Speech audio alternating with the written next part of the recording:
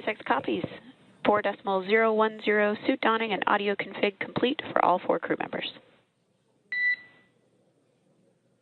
So that's particularly good news for mission control because one of the things that we have our astronauts do anytime we enter a dynamic phase of flight is put on those IVA suits. So when we talk about suit donning, they've been comfortable, right? Like we had those spacesuits on for liftoff, and hopefully we'll have some shots of liftoff from yesterday here for you in a moment.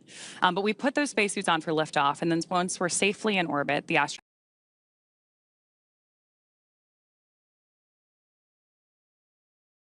Space Station again, we're going to don the suits, put them back on because we're moving into that dynamic phase of flight. So we're getting some confirmation there from our crew to mission control that we're moving forward in each of these careful steps, preparing both the capsule and the AX-4 crew for docking to the ISS. And these are all good call-outs. Yeah, great to hear. Yeah. Perfect. I love it. We were talking about ingress just a moment ago. We'd love to show you shots of launch from yesterday. The teams at Kennedy Space Center, the SpaceX teams and the NASA teams, were able to get some great shots of this Falcon 9 and Dragon lifting off.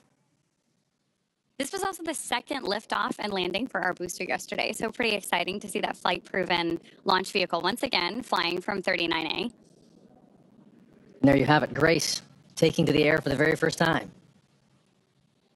That's a good point, Paul. This is our 5th and final Dragon in the fleet, which received its name yesterday from our commander, Peggy Whitson. Great shots of our crew there on their way up to space yesterday.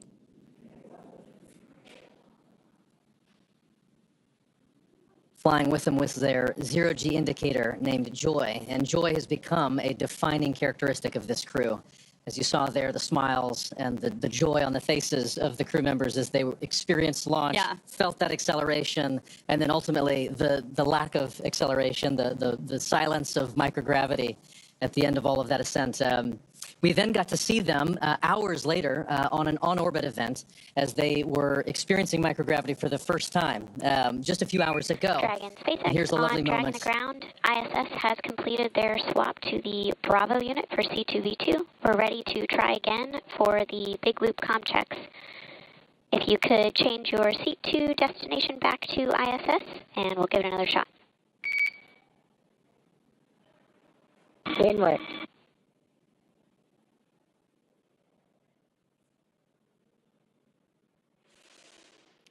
So Joseph mentioned this earlier, but C2V2 stands for Common Communications for Visiting Vehicles. And what we're doing now is that final comm check as Dragon approaches the ISS to make sure that we're ready for our visiting vehicle. Station on the big loop. We are very excited to have you loud and clear, Peggy. We are excited to hear your voice, and looking forward to seeing you guys shortly. I can't wait to see you either, Peggy. Excited you guys are here. And SpaceX copies Dragon loud and clear on the big loop.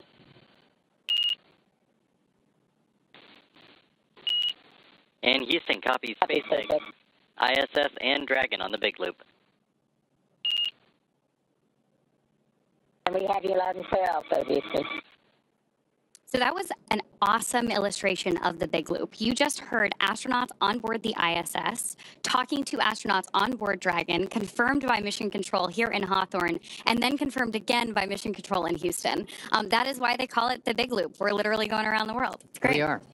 Everyone checking in, confirming that we're good, that we're ready to progress. And so obviously we'll continue to listen in, and hopefully that continues to call out what we need to hear to continue forward. So we were showing you shots of the crew inside the Dragon from earlier today. This is the 4 of them with their spacesuits off. As you mentioned, they doffed the spacesuits. This is in their other attire.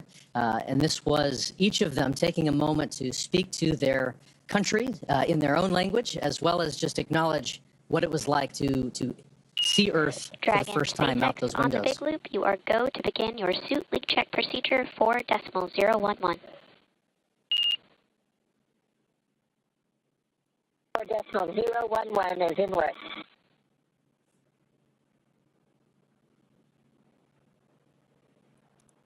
So good news there that our crew is moving forward with additional checks on board. We're obviously working a lot of different procedures here too. You'll hear our team call out a series of different numbers. They're all carefully enumerated procedures that we step through to make sure that we don't miss anything in any of the steps it's going to take us to get to the ISS safely.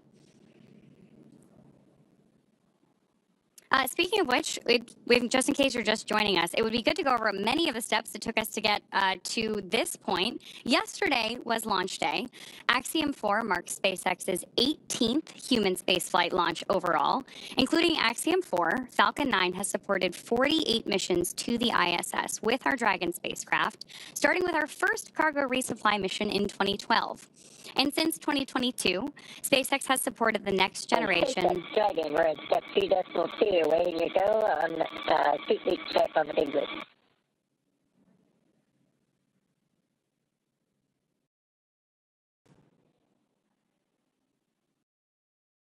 We're moving through that suit leak check procedure now. Dragon SpaceX on the big loop, you are go to initiate suit leak check. That's in work now.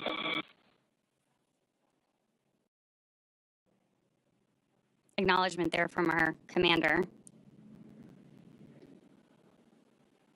So SpaceX has supported the next generation of commercial space exploration so far with 7 private astronaut missions as of today, with today's AX-4 mission bringing the total to 4 missions to the space station in support of Axiom Space. I love it. So AX-4 is Axiom Space's 4th mission to the International Space Station, as we've said. AX-1 was the first private crew to the International Space Station. AX-2 is known as the first private mission to feature government-sponsored astronauts, while as AX-3 was our first all-European astronaut mission to the International Space Station. And this mission realizes the return to human spaceflight for India, Poland, and Hungary. The efforts of India are conducted through the Indian Space Research Organization, or ISRO, while the efforts of Poland are as a member of the European Space Agency, or ESA. As a member of ESA, the Polish Space Agency, Polsa, has named this mission Ignis. For Hungary, this is a mission facilitated by HUNOR, which stands for Hungarian to Orbit Program. And this mission is the first mission to the space station for India, Poland, and Hungary. And after more than 40 years, this is each country's second government-sponsored human spaceflight ever. Missions like these are significant for a number of reasons. Each of these commercial missions builds on the last, but they facilitate a sizable amount of public and educational outreach. Medical research, intergovernmental relationships are built and fostered through these moments, and the list goes on. To be honest, a lot of hard work goes into each of these missions to make sure that every minute is maximized.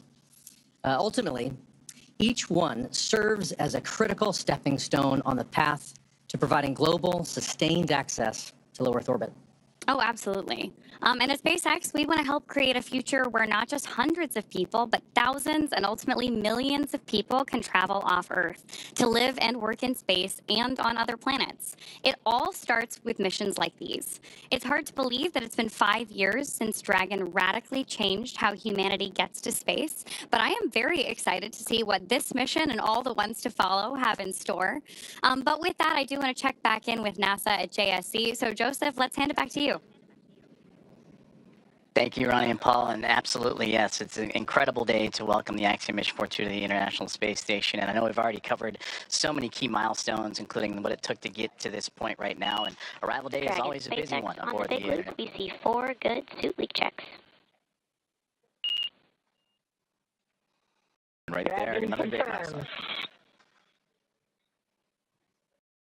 Another great milestone right there, 4 good suit leak checks. And we talked about that earlier about during the dynamic phases of flight, the crew puts those suits on to make sure that everything is safe and sound for them to provide that extra layer of protection as they continue to chase down the International Space Station. Now, from the space station perspective, here inside the International Space Station Flight Control Room at NASA's Johnson Space Center in Houston, Texas, arrival day is always a busy one. And this morning, with no exception, NASA's astronauts Anne McClain and Nicole Ayers are already in position inside the cupola module, and they're using specialized software to keep track of Dragon's trajectory and confirm it remains inside its designated corridor. Now, the next key milestone that we're going to keep an eye on now is a course correction or a mid-course burn that's pretty much halfway between the AI burn, which went successfully a few moments ago, and then up to waypoint 0, which is really going to start those key gates that the Dragon Grace spacecraft will start navigating on its way towards the International Space Station and docking to that zenith port, that space-facing port of the Harmony module. Now, once Dragon is docked, Nicole Ayers of NASA will be the first one to begin the hatch opening operations. She'll start by opening the large hatch on Node 2. That's that zenith space-facing port we were talking about, and that gives the crew access to the pressurized mating adapter. From there, they'll begin pressurizing what's called the Vestibule. That's the small space in between the Dragon and the space station hatches. This area was exposed to the vacuum of space before docking, so it'll need to be filled with air to be equalized with both the pressure, both for the spacecraft and anyone inside the space station to equal out and for those to pass through. Ayers will then use a small valve on the station's hatch to gradually introduce air into that vestibule, and meanwhile the flight controllers here in Houston will be closely monitoring the pressure readings to confirm that the seal is tight and everything is leak-free before giving the go for hatch opening. Now, here inside the International Space Station Flight Control Room, the controller is already hard at work. They've been doing so all morning long and well into since the launch, really, and beyond. NASA Flight Director Allison Bollinger and her Athena flight team are leading operations here in the International Space Station Flight Control Room in Mission Control.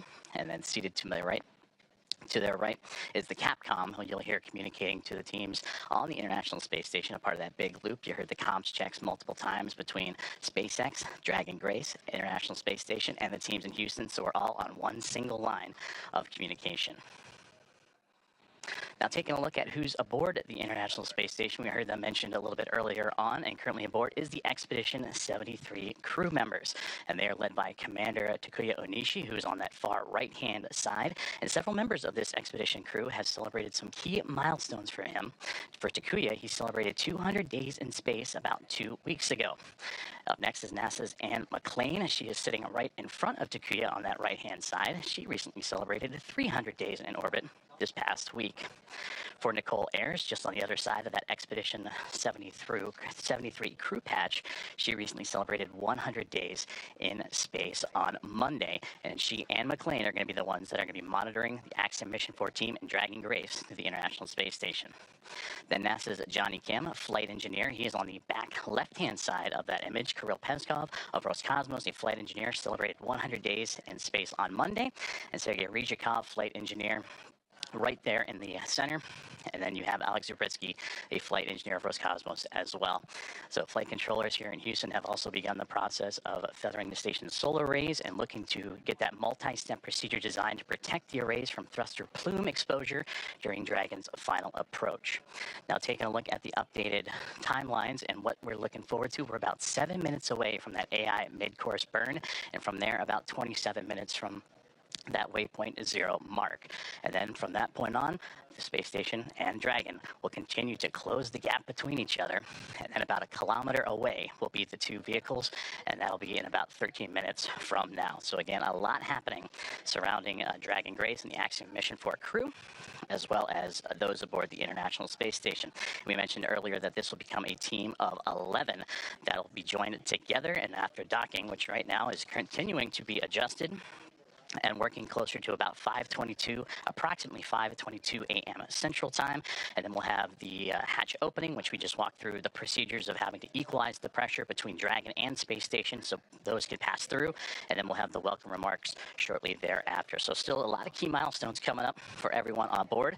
But to dive deeper into that that AI mid-course burn, again, that's about the halfway point from the AI burn to waypoint 0, and that gives Dragon the ability to perform a mid-course maneuver, and that will give them to be about 400 meters or so below the International Space Station, and then of course will swing up and over top to then line itself up for waypoint 0, which will be again to the zenith port of the International Space Station.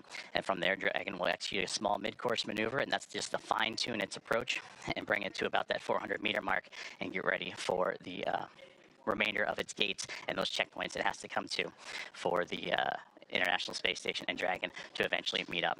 Now, about 90 minutes ahead of docking, attitude control of the International Space Station will be handed over to the Russian thruster system, giving the station a finer point capability as Dragon closes in. We're looking forward to welcoming the Axiom Mission 4 astronauts aboard the International Space Station. Now, as we continue to get ready for that approach initiation burn, or that mid-course burn in about 5 minutes or so, we're going to continue to check in with our teams in Hawthorne and here on the ground in Houston. As you can see right there, the process that it took for Dragon to get to the International Space Station, starting about 45 minutes after launch yesterday with the phase burn, and then that stair-step approach to get to the front door of the International Space Station with those 5 key burns leading into the approach initiation. Now, all teams on board the International Space Station have been up and at it early this morning. We talked about the roles for Nicole Ayers as well as Ann McLean getting ready to welcome the Axiom Mission 4 team. You heard the great communications between the two already as they're eager and anxious to welcome Peggy Whitson, the former NASA astronaut and commander of Axiom Mission 4. She continues her record-setting mark as the most experienced astronaut, American astronaut in the history.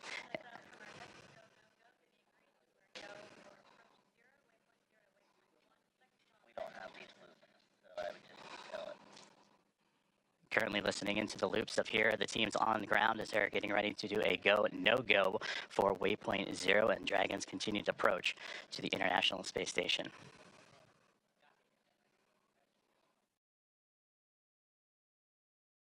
We have no views, you have to keep tap dancing, and we don't have these loops in our broadcast, so you're pausing. Let us know no loops broadcast. As we continue to follow along and continue to tune in, we take momentary pauses just to listen to both the big loop of communications as well as the communications here in Houston and in SpaceX. As again, the team's pulling a go, no go for the International Space Station side of things to get ready for Dragon's arrival to the International Space Station. As I mentioned, once the mid-course maneuver is complete, it's then on to waypoint 0 and getting them to that 400-meter mark. And hopefully we can take a look at a little bit of that graphic of what's to come for the Dragon Grace and the team aboard Axiom Mission 4.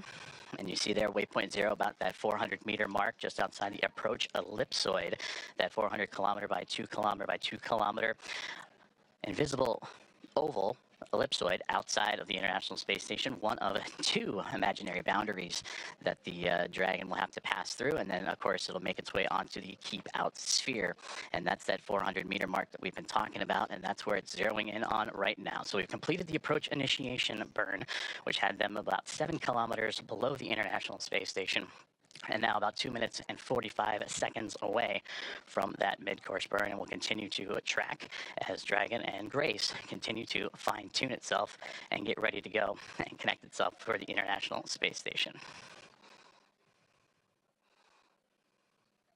Now, of course, before Dragon is given permission to move inside the approach ellipsoid, the spacecraft configured to be known as what is a 24-hour safe trajectory. And this means that if Dragon were to lose control in its thrusters, it would be at least 24 hours before it could move inside the approach ellipsoid again. But again, those upcoming milestones, everything continuing to press on along as Dragon, so far so good, as it continues its chase down of the International Space Station.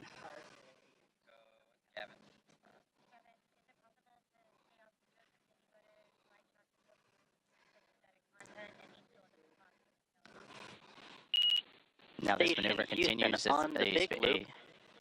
We are about 1,900 meters away and about 10 minutes out from having you jump into 1.102.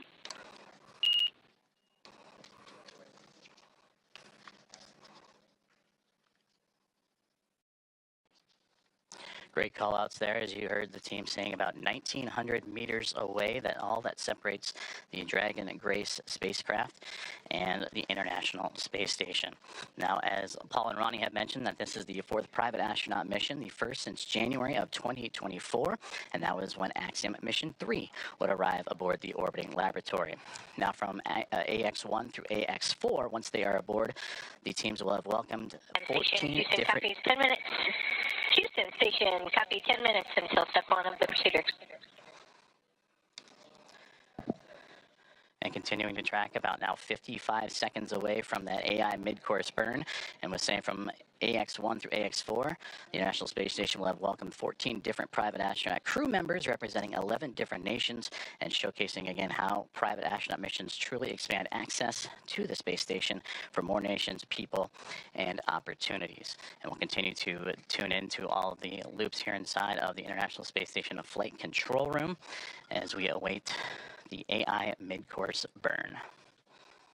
And now standing about 20 seconds away as it continues to fine-tune, Dragon Grace continues to fine-tune its path towards the International Space Station.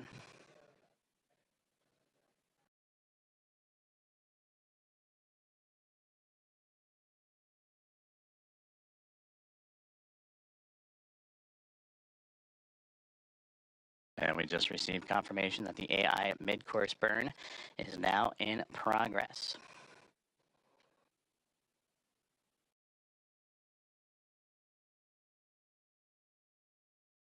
And again, this is done about halfway from our starting point, which was the approach initiation burn, and that'll get Dragon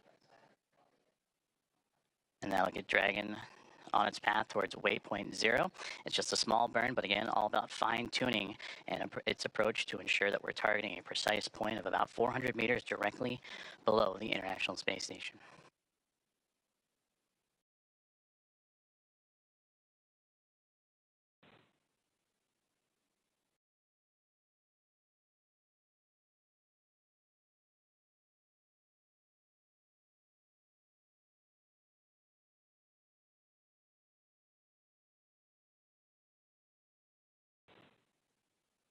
As you can see on your screen, the team on the right-hand side is those working and monitoring the AI mid-course burn, as well as the teams on the left. On the right, that is the International Space Station Mission Control Room here in Houston, Texas. And on the left-hand side, the SpaceX teams and their Mission Control Room in Hawthorne, California, as we continue to follow along with the AI mid-course burn, now a little over a minute and 20 seconds in.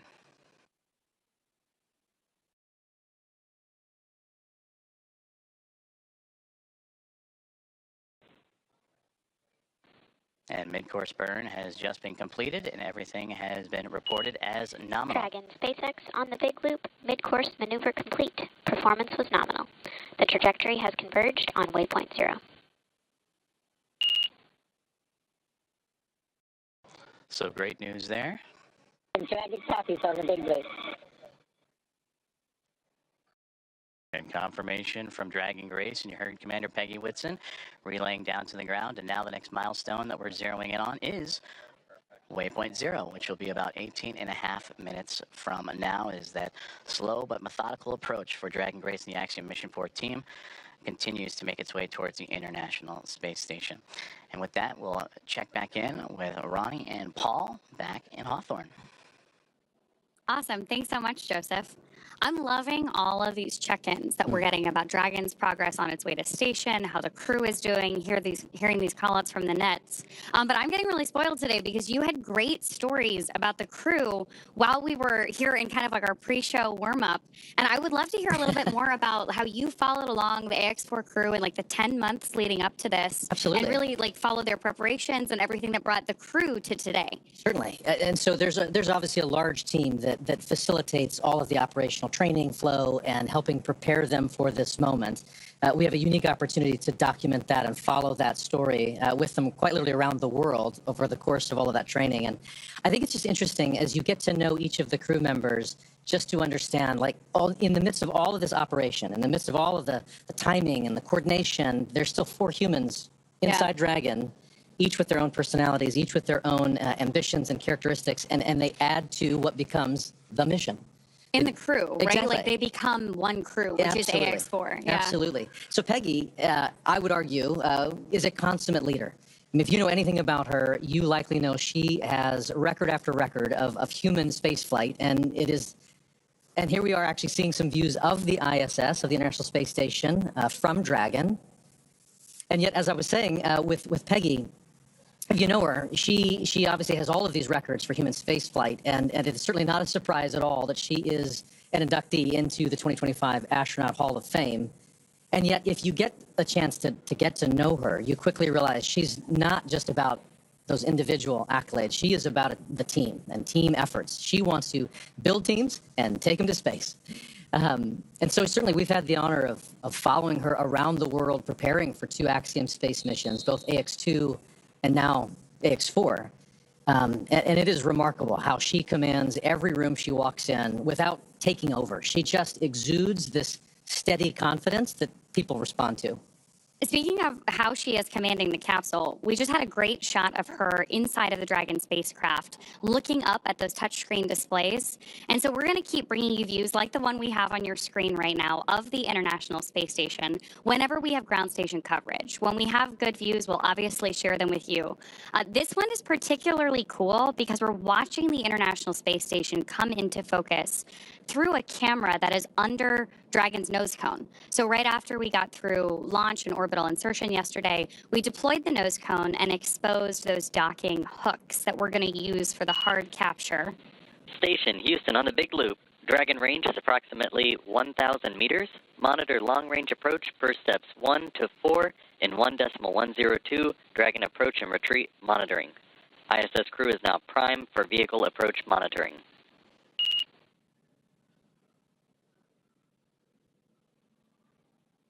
More of those joint communications on the Big Loop there about that approach that we're watching on our screen right now. It's pretty cool.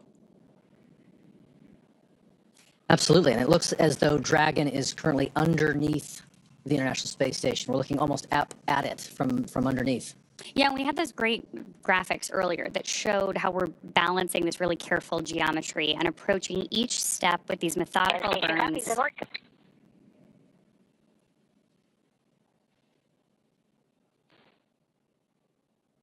Acknowledgement from our commander there. So we're stepping through each of these really methodical burns of those Draco thrusters on board Dragon. There are 16 of those thrusters around the spacecraft, and we use them for these careful fine-tuned maneuvering once we get to orbit. So right now on our screen, we've got our commander, Peggy Whitson, and our pilot, Shubhanshu Shukla. And you got a chance to chat with Shuks in the lead up to this launch too, right? Absolutely. He is such a unique, quiet force. He is witty and smart, and I tell you, 3 steps ahead of any given moment, and you don't even realize it. He's already there. He has said that his career is defined by simply saying yes, which I thought was so interesting and powerful and simple. I mean, effectively, he was saying that every opportunity, whether it was to get a chance to learn to fly or join the military or even pursue this mission, he simply said yes. And in doing so, he walked through the door and made the most of it. No matter what he's faced alongside this crew, from days of poor weather out at the Knowles expedition, which is the National Outdoor Leadership School, to processing kind of the immense volume of procedures that must be taken on and understood across all of the myriad of procedures that one must understand and become proficient on for this kind of a space flight. In the midst of all of that, he has remained calm and collected, and quite honestly, just made it look easy. And what's more, he has this unwavering spirit about him that just invites everyone around him to step up and into their roles effectively. It's awesome to hear these stories about the way this crew really came together and everything that brought them to the mission today. For those of you who are just joining us, we have some great graphics along the base of your screen to help you follow along the mission the same way that we have been eagerly following it for the last several weeks, really, in the lead up to today. So along the bottom left-hand corner, we've got some telemetry on where our Dragon spacecraft is, including its speed and altitude. And then on the bottom right-hand corner of the screen, you actually see our location around the Earth. And that rightmost corner is the firing of those Draco thrusters on board. And right now we're getting great views from inside the spacecraft of our crew working with those touchscreen displays, stepping through these checklists. And now we're getting our first views from station looking down at Dragon, which is always my favorite moment of docking. Absolutely. Because you know that the astronauts on board the International Space Station we heard it in their voices earlier, are excited for this crew to be on board. It's also one of the few moments where you really get a sense of the speed and the scale of all of this operation, right? Seeing the Earth just roll behind with those clouds, you suddenly get a sense of perspective that is just unlike anything else. Yeah, absolutely. And one of the things that we're doing here and why we're moving so carefully through each of these maneuvers is that, as you've noted here, these spacecraft, both the International Space Station and Dragon, are still moving really fast. So we need them to approach each other with a relative speed that's very gentle so that that docking is smooth and steady, just the way that we intend it to be. But we're still moving like 17,500 miles per hour, lapping the Earth every 90 minutes. So this is a very high speed but careful maneuver to make sure that we get our entire crew safely aboard the International Space Station. Absolutely. Intricate, methodical, one step at a time. There you go. Speaking of people who are particularly methodical, you were mentioning that Sławosz is like very deliberate in his actions and his lead up to everything with the crew earlier. Sław, yes, as he likes to, as we like to call him, Sławosz Uznański-Wiśniewski, is quite a lot to say. So they've quite poignantly call him Sław. He is brilliant, and I tell you, but more specifically, Dragon, SpaceX on the big loop. I'll pause here. Ground is go for approach 0. Burn is enabled. Maneuver start time is 9:34 Zulu. As a reminder, Dragon will nominally continue approach through waypoint 1 toward waypoint 2 without stopping at waypoint 1.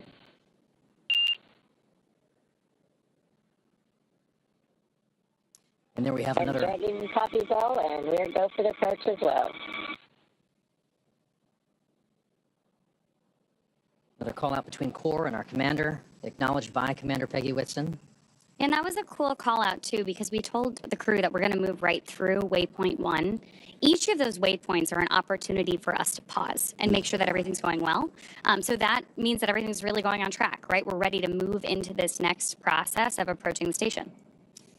So we were talking about Sław, and just to finish that thought, I have often described him as somebody who is brilliant, but more specifically, he is curious. Sławosz is certainly one who is genuinely in pursuit of knowledge and understanding. I've actually never seen him to shy away from asking the next question. Throughout all the training, you can expect him to raise a hand and lean in, and everyone else does as a result. I mean, you just kind of get pulled into that earnest pursuit of knowledge, and he wraps it all up in a pretty good charm. He's exciting to learn beside. You know, I for one found myself wanting to lean in and learn alongside him as an outsider here. But his curiosity is probably matched only by his love for exploration and being out in the unknown. Like from sailing to hiking to kind of peering over that next ridge, he is one who is constantly seeking and experiencing something new. He has a love for this life and for this planet that is infectious. One can only imagine how that perspective is growing as he's looking out the window and seeing the Earth and perhaps even maybe the ISS at this point outside Dragon. Oh, yeah, absolutely. I mean, speaking of his love of something new, 3 of the crew members that we have on board AX-4 are first-time flyers to low Earth orbit and to the International Space Station. So very excited to hear their take on both being up there and then everything they have to share with all of us once they return.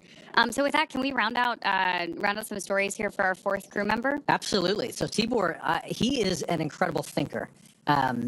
You can just see him process any information and immediately then begin to put it to use.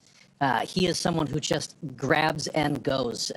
But also, even more than that, he's someone who really feels things deeply. He cares about what this mission is. He cares about what it means for all those back home in Hungary. He's got a very high emotional intelligence, I would say. He can read the room in an instant. But I tell you, his gift to humanity is to then be able to elevate and brighten everyone around him. I don't know of a single instructor, maybe ops team member, or even medical support staffer who doesn't smile when they think of Tibor Kapu. And I also tell you, he is tireless. There is quite a lot that he is capable of and responsible for, and that is invigorating to just see him approach every step of everything he's asked to do with diligence. And there were a lot of steps in the lead up to this for our crew. Astronaut preparation is extensive, from training that's specific to each crew member's role to learning SpaceX protocols, space station systems, and preparing for the science and outreach activities they'll be conducting in space. Private astronaut training is pretty rigorous. So in addition to the work that they did in the field, like you mentioned with the National Outdoor Leadership School, or NOLS. Station Houston on the Big Loop. First step, 1 of 1.102. Can you please confirm Dragon is in sight and give us an attitude assessment?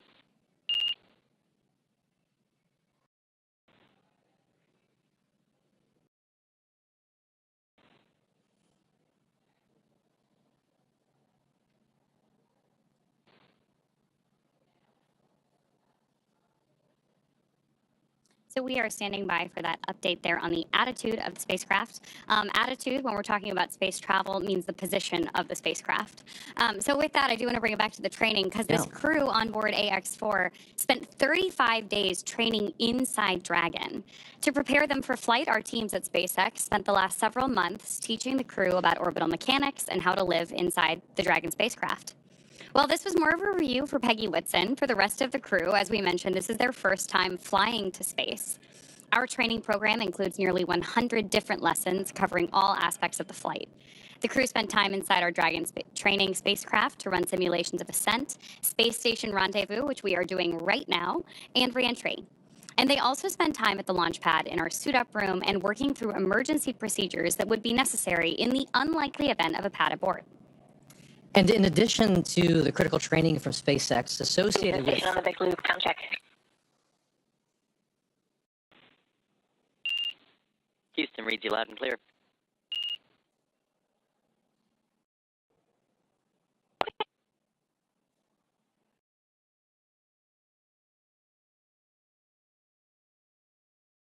And as we were saying, in addition to the critical training from SpaceX associated with all of these dynamic phases of ascent and return, Axiom Space has facilitated a host of training efforts since August over these last 10 months to ensure that the crew and all of those who support them are ready Station for this Houston on mission. the big loop. We did not copy your last.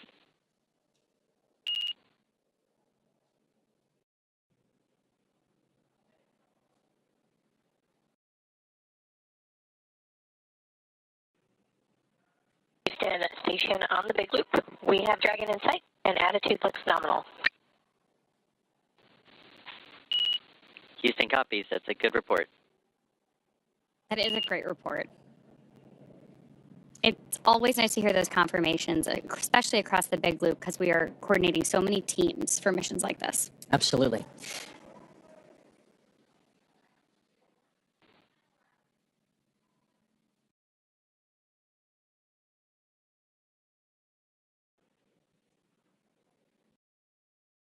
Looking at the graphics at the bottom of the screen, you can see where Dragon is over the Earth. And from my vantage point, I believe that is just east of Africa.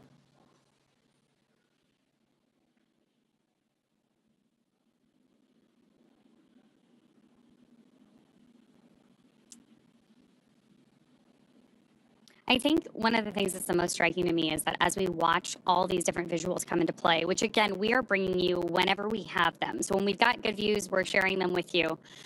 We're really seeing how quickly Dragon is approaching the station. At 429 kilometers above the Earth, they are continuing to raise that elevation, that altitude, and get closer and closer to where they'll be working and living for the next 2 weeks. But again, these visuals just tell an amazing story of where we're going and what we're doing, where low Earth orbit is.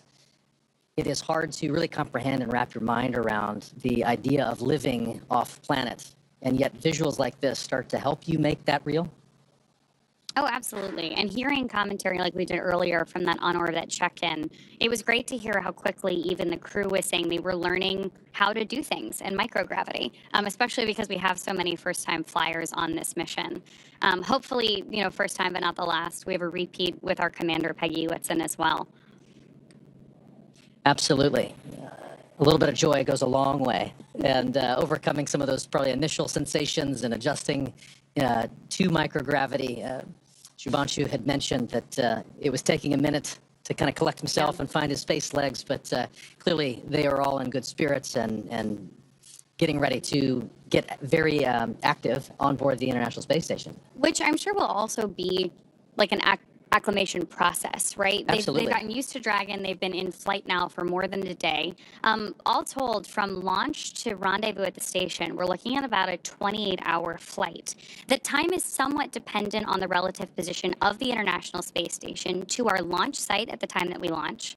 But for any time that we're rendezvousing or meeting two spacecraft in orbit, we do have an instantaneous launch window. So we know how long that trip is going to be at the moment that we lift off. And the entire crew operations plan is built around filling that time effectively so that they're well acclimated on board the Dragon spacecraft while they approach the International Space Station. But then as soon as they get on board, we'll do our welcome ceremony. And I'm sure there's an orientation for them as well. Absolutely. So they have an effective 2 weeks while they're up there. And the clock starts as soon as they get on board, right? You just mentioned the welcome ceremony. So there will be a moment once they've crossed the hatch and are officially on the International Space Station where they get to meet the other expedition crew members, have a moment to meet and greet, acknowledge the moment with a little bit of ceremony and tradition. There might even be some pinning of astronaut pins to go around. But then they get right to work. Certainly, I know that there are steps where they take to just kind of acclimate to the station, where the commander is going to take them around and make sure that they're clear on roles and responsibilities. But then again, the red line begins, and they are chasing it for the next 2 weeks, trying to accomplish a host of research efforts and outreach events. It's a full couple of weeks ahead of them. We also have a full couple of hours here ahead of us before we get to that part. Yes. We are less than a minute away from approaching waypoint 0. So I do want to check back in with NASA. Joseph, why don't you give us an update on where our spacecraft is relative to the ISS?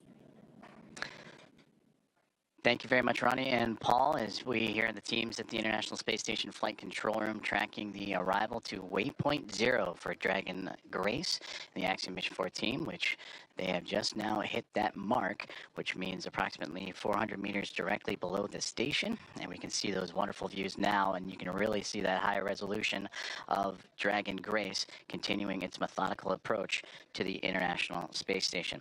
We're still tracking a docking time of about 5:18 a.m. Central Time, 6:18 a.m. Eastern. And you mentioned the hatch opening, and then as well as the welcome remarks shortly to follow. Hatch opening roughly about 2 hours or so after the initial contact and capture. And then when the hooks drive, the 12 hooks that are on the bulkhead there of the SpaceX Dragon will connect itself and create that hard mate, sealing itself to the orbiting laboratory. And once the pressure checks and seals will be done, then everything will be pressurized and ready to go. So waypoint 0 has been achieved, and now they're making their way on to waypoint 1. But you heard earlier on the loops that they have received the go to proceed past waypoint 1 and head straight on to waypoint 2. And that means they'll continue to swing up and above the International Space Station, and then what would have been a pause at the 220-meter mark, they'll continue to press forward and look to get to about waypoint 2. And waypoint 2's arrival will be just right on the doorstep of the International Space Station, Dragon, about 28 meters away. Big loop approach 0 has started, and the trajectory has converged on waypoint 1. Expect arrival at waypoint 1 at 10:09 Zulu.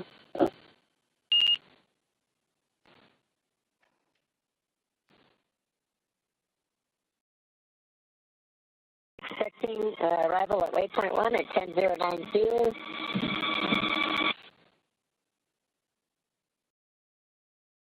And there you heard it right there, that they are continuing to move on along and get ready to approach what would be waypoint 1, which that milestone will be in about a little less than 40 minutes from now. As you see right there on your screen, the Dragon Grace spacecraft continuing its methodical approach to the International Space Station. And of course, the 7 members aboard Space Station right now, looking forward to welcoming Commander Peggy Whitson, pilot Shubhanshu Shukla, as well as mission specialists Sławosz Uznański-Wiśniewski and Tibor Kapu to the orbiting laboratory. And a welcome back to Commander Peggy Whitson. This will be her 5th time in her 5th space flight. All of her space flights, what are the previous 3 with NASA and now 2 with Axiom Space, all key components and key missions involving the International Space Station. And you also heard on the big loop confirmations from Nicole Ayers and Ann McLean, who are monitoring Dragon's approach. They are in the cupola. That is the famed window to the world from the International Space Station that you see so many stellar views from many astronauts that share their experiences from the cupola. That is where they're using special technology to monitor and make sure that the Dragon spacecraft stays in the exact corridor, and that makes sure that everything is remaining on track and stays in its expected zones. Now, as we continue to march towards waypoint 1, and again, they will bypass waypoint 1 unless they need to make that pit stop to make sure everything is fine-tuned and ready. Once Dragon continues through waypoint 1, waypoint 2, and then eventual capture, Nicole Ayers will be the primed NASA astronaut to start the hatch opening process. And that'll begin by opening the large hatch on the Node 2 Zenith port. That is the port facing outer space, and that gives them access to the pressurized mating adapter. And there, Ayers and McLean and company will then move in and make sure that everything is sealed up once checks have been done and the relative dampening motion has been removed between Dragon and its connection to the International Space Station. And Ayers will pressurize the vestibule, and that is the small space between the hatches of the Dragon spacecraft and the space station. Now, that vestibule has been exposed to the vacuum of space, and that was all due to prior to docking. So the crew will need to fill it with air to make sure its pressure is nearly equal with the atmospheric pressure on Dragon and in the station. That pressure, similar to what we experience here on Earth at sea level, about 14 psi is what they need to bring it up to, again, from the vacuum of space. And that's where Ayers will use a small valve on that station's hatch to slowly introduce the air into the vestibule, and flight controllers here in Houston will monitor and verify that pressure readings, and everything is making sure to be leak-free before we get ready to open up the hatches. As you can see, Space Dragon Grace making its way with the nose cone open, and you can see that strobe in the middle, and it's always fascinating to watch. Now during an orbital daytime, you can see the sun shining brightly on the spacecraft, and the thrusters firing, and you can follow along in that bottom right-hand corner of which thrusters are being activated again to fine-tune Dragon's path to the International Space Station. But seeing that strobe, always fun when it illuminates from the Dragon perspective on the International Space Station, and we may get some of those great views closer to docking. And again, that docking time tracking closer to 5:18 a.m. Central Time, 6:18 a.m. Eastern, and that is where the soft capture will connect, and then the hooks will drive. The 12 hooks in 2 sets of 6 will drive and form the hard mate and bring Dragon and the space station closer together before the leak checks, the umbilicals for communication and power. Everything will be connected, and then the pressurization of that vestibule from NASA astronaut Nicole Ayers and team will begin.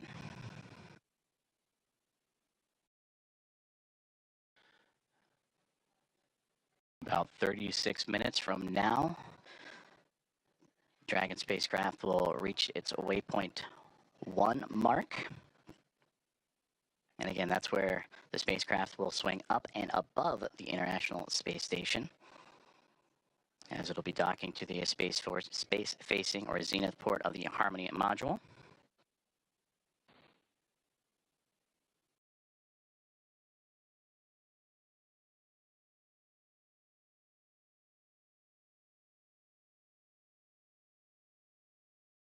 You can see great views again of Dragon. On the big loop per block Bravo. Dragon attitude is as expected. Houston copies. Thank you.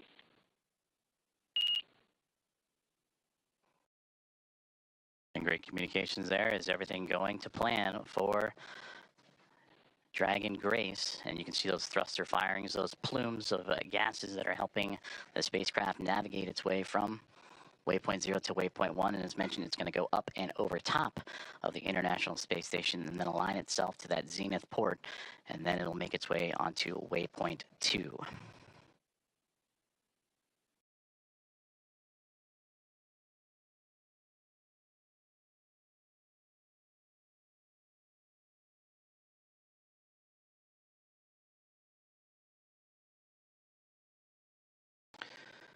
As mentioned previously, all visiting vehicles that arrive to the International Space Station take this phased approach when going to the orbiting laboratory, stopping at those predetermined gates.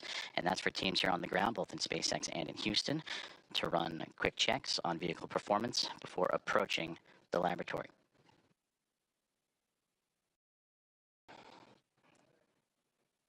And there you can see that strobe effect that we were talking about just a moment ago is as it illuminates the views from the International Space Station looking at the Dragon Grace spacecraft as it continues its methodical approach to the station, as they are now just in the southernmost regions of Australia and making its way into the Pacific Ocean.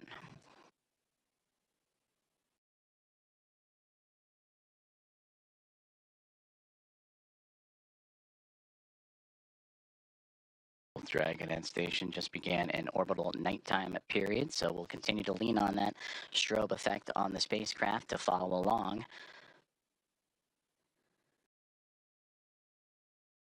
As slow and steady continues to win the race for these docking operations between Dragon and the International Space Station, and of course always requires a great deal of precision to make sure that we're keeping the spacecraft and the crew safe. And there's a great look inside of Dragon Grace, and then the view from the spacecraft now looking to the International Space Station, and those slight glimpses of daylight left before both the orbiting laboratory and the spacecraft completely enveloped in darkness during the orbital nighttime period. You can see the radiators. That's what's most prominent in the view of the International Space Station. And at the very top of this view of the International Space Station, you can see what was Dragon Endurance. That is the Dragon spacecraft vehicle that Crew 10 took to the International Space Station back in March. So upon docking, and once everyone is settled, you will see the International Space Station flying with both Grace and Endurance, and 5 total vehicles connected to the orbiting lab.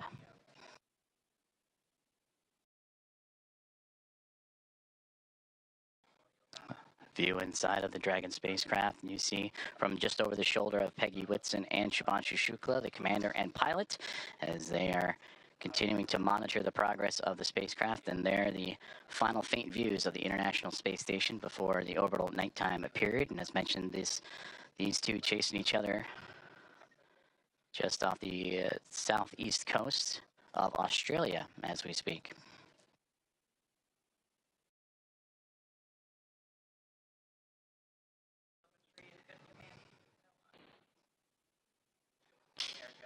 And a great view of that center screen there, where you're seeing Dragon lining itself up with the International Space Station, and the views that both pilot Shubhanshu Shukla of ISRO and Peggy Whitson, commander of Axiom-4, are monitoring.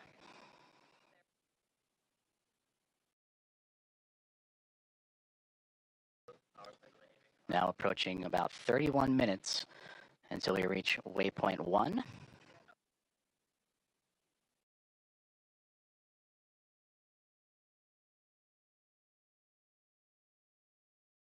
And once the spacecraft reaches waypoint 1, it'll be about 220 meters away, a little more than 656 feet from the orbiting laboratory, is Dragon Grace on its inaugural flight, looking to connect up to the International Space Station.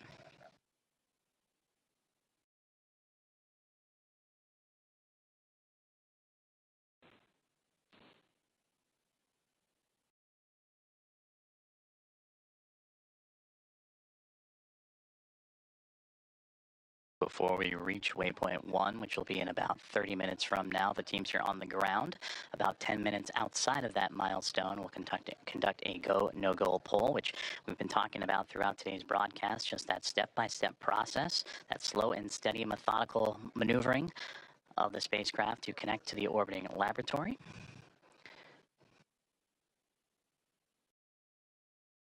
And we're continuing to follow along for an approximate docking time of 5:18 a.m. Central Time, 6:18 a.m. Eastern.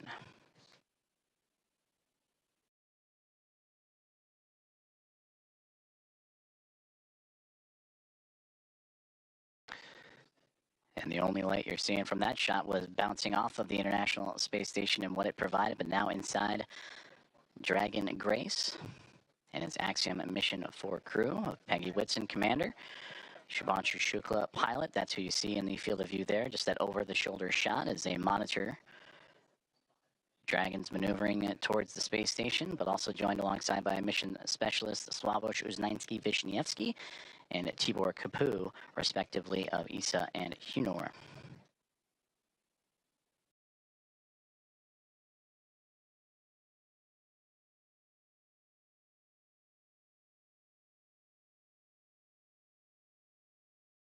And as we continue to take a look at the orbital nighttime phasing of the International Space Station and the Dragon Grace spacecraft, you see those thruster firings continuing that methodical approach for the craft.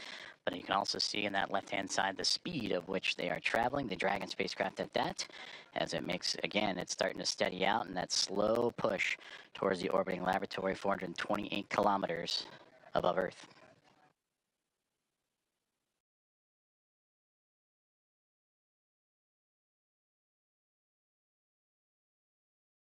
Once aboard the orbiting laboratory, the Axiom-4 crew will participate in about 60 research investigations representing 31 countries, and more than 24 of those experiments supported by the ISS National Laboratory.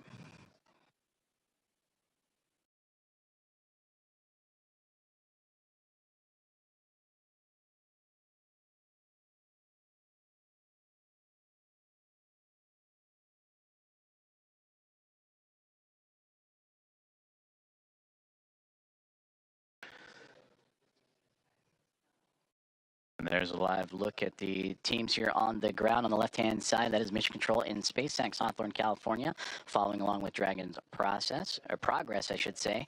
And on the right-hand side, it looks to be Axiom Space here in Houston, just down the road from Johnson Space Center, NASA's Johnson Space Center, where we are located. And the International Space Station Flight Control Room, all three teams working together in integrated operations. That began just before we went live for today's broadcast. We're all three monitoring the progress of the Dragon spacecraft to the International Space Station. And you've been hearing communications on what is the big loop, which is that single line of comms that allow for the Dragon spacecraft and Grace to communicate with the International Space Station, but also for the teams on the ground here in Houston and in California and Hawthorne, all to communicate together. So everybody on the same page as the spacecraft continues its push towards the orbiting lab.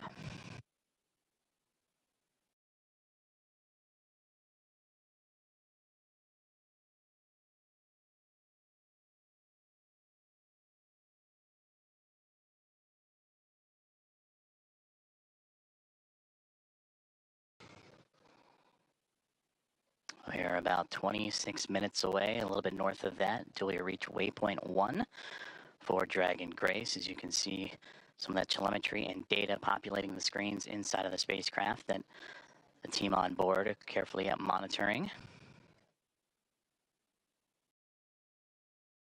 And this is the view from the Dragon spacecraft looking up at the International Space Station, as these two now making their way into the southernmost regions of the Pacific Ocean, having just passed underneath the south and then the southeast of Australia. They will continue into an orbital nighttime period until they reach roughly about the east coast of North America, and then you'll get some of those great views of the sunlight radiating over top of both of the craft.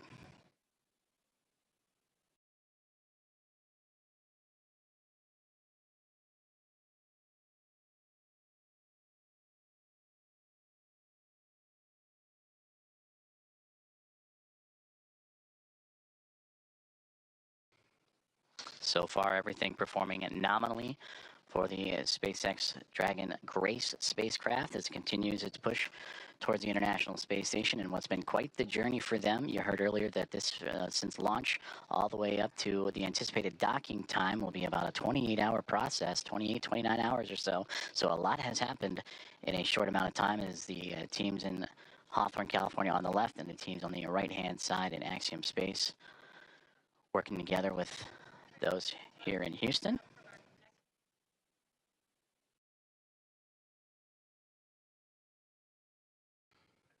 And those teams right now communicating with each other on those internal communications loops that we monitor and follow along with as they now prepare the teams for waypoint 1 about 24 minutes from now. The go no go for that will be in about 15 minutes or so. And we'll keep an ear out for those comms as, again, Dragon's starting to slow down its approach towards the International Space Station, a very methodical journey that all started shortly after launch, what was yesterday morning at 1:31 a.m. Central Time, 2:31 a.m. Eastern. That saw the Axiom-4 team reach orbit and begin its journey to track down the International Space Station, the fourth private astronaut mission and the first since January of 2024, when Axiom Mission 3 would join the expedition aboard the orbiting laboratory.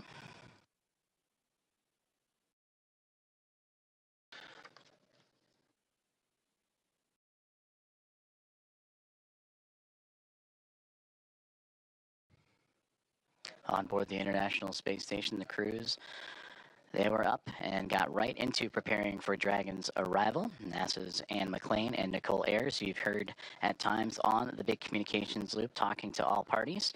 They are in the station's cupola using specialized software to track Dragon's approach and making sure it stays in the expected zones with that orbital nighttime currently enveloping the station and the Dragon spacecraft. They're keeping a close eye, and of course from the space station perspective, and we'll see it as we receive video communication, that strobing effect, that strobe light on the front, and that forward nose cone of the SpaceX Dragon to help illuminate its path and help keep track.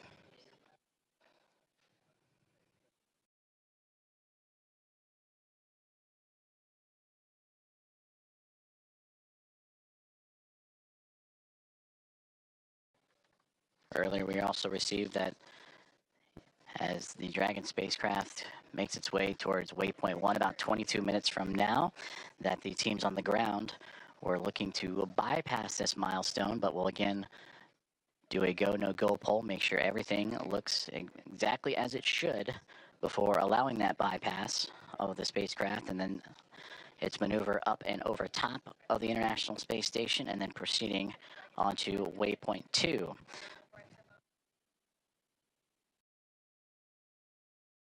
And a great graphic of the International Space Station, and just below it, the Dragon spacecraft is, again, they are making their journey across the Pacific Ocean, traveling over 26,000 kilometers an hour and 420 plus kilometers above the Earth's surface.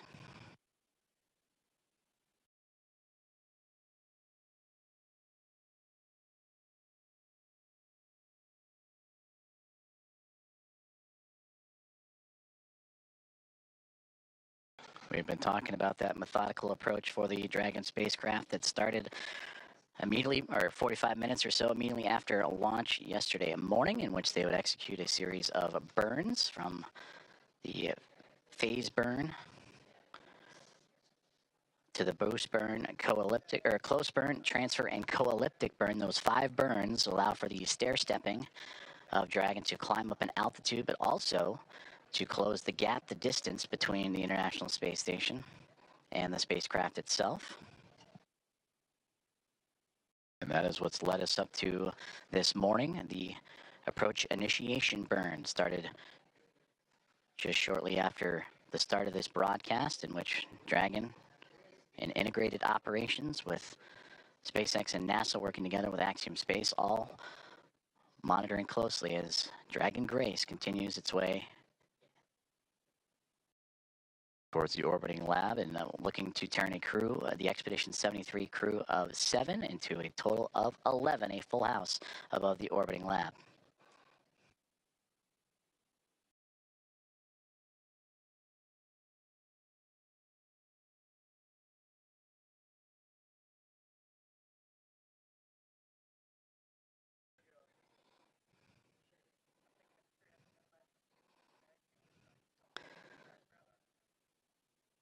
Now inside 20 minutes to the waypoint 1 arrival. And about 10 minutes or so, the teams here inside Houston, as well as and SpaceX in Hawthorne, California, will continue to monitor and do the go, no-go for waypoint 1. And if everything is on track, they'll continue to proceed through waypoint 1 onto waypoint 2. And waypoint 2 has them right on the doorstep of the International Space Station, about 20 meters out when they arrive to that waypoint, a little more than 65 feet away.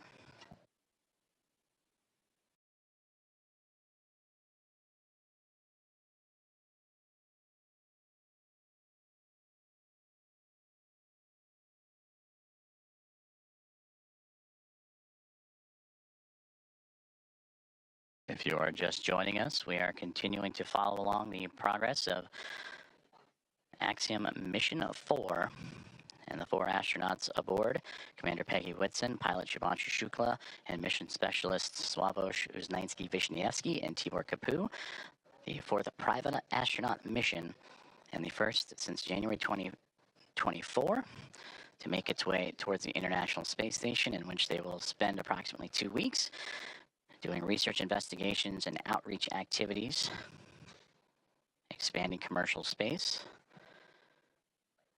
We are tracking a docking time of approximately 5:18 a.m. Central Time, 6:18 a.m. Eastern.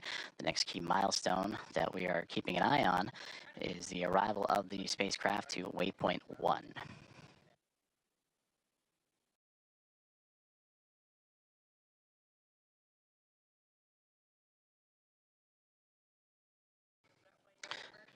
And to gain perspective, waypoint 1 will be about 220 meters away between the Dragon spacecraft and the International Space Station. And that's the second checkpoint. They have already reached waypoint 0 to begin this process. Waypoint 0, waypoint 1, and then on to waypoint 2, which we mentioned is about 20 meters away.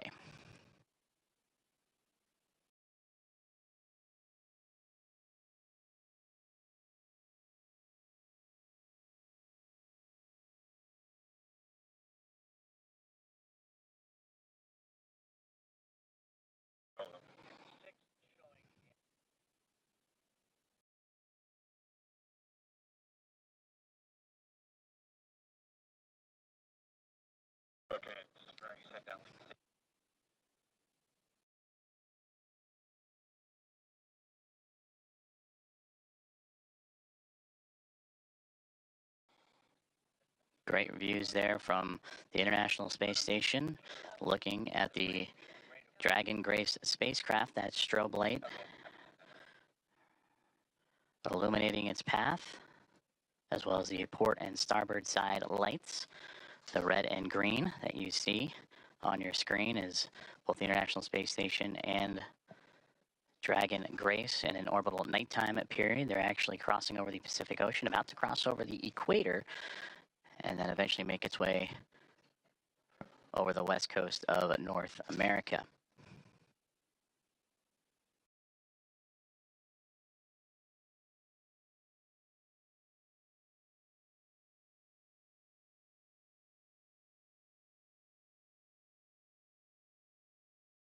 We'll start to see the spacecraft and the International Space Station once again become illuminated with an orbital sunrise. In a few more moments, that'll occur as they continue their journey over the Pacific Ocean. And for the Dragon spacecraft, approaching waypoint 1, now about 15 minutes from that point.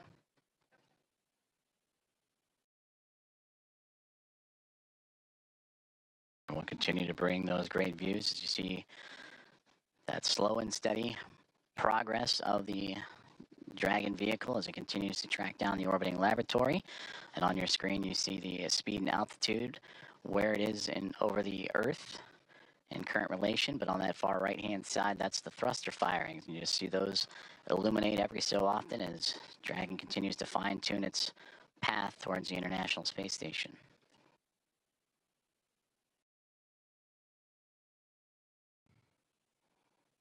And this mission since launch approaching now 1 day, 3 hours, or 3.5 hours of time. That's the time you see in the middle there, the T plus. 1 day, 3 hours, 28 minutes, and 40 plus seconds. As the crew aboard, anxious and ready to join the Expedition 73 crew aboard the International Space Station. And as we take a look at those crew members and introduce them to you, that'll welcome the Axiom Mission 4 team. They're led by Commander Takuya Onishi of JAXA, the Japan Aerospace Exploration Agency, who just recently celebrated about 2 weeks ago his 200 days in space. Anne McLean, NASA flight engineer, will be there as well. Her and Nicole Ayers, the 2 NASA astronauts monitoring Dragon's approach to the International Space Station. For McLean, celebrating 300 days in space last week. And for Nicole Ayers, this past Monday celebrated 100 days in microgravity.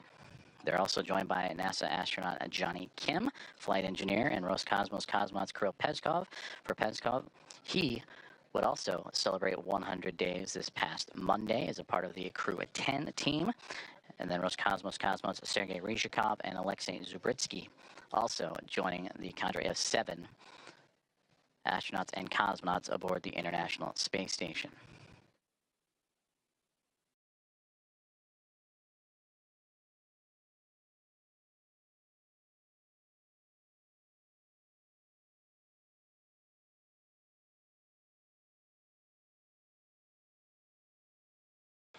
We mentioned earlier, this is the 4th private astronaut mission to the International Space Station, and the first since January of 2024, since Axiom Mission 3, from the Axiom Mission 1 now through Axiom Mission 4. The International Space Station will have welcomed 14 different private astronaut crew members representing 111 different nations, and showcasing how these private astronaut missions truly expand access to the space station for more nations, people, and opportunities.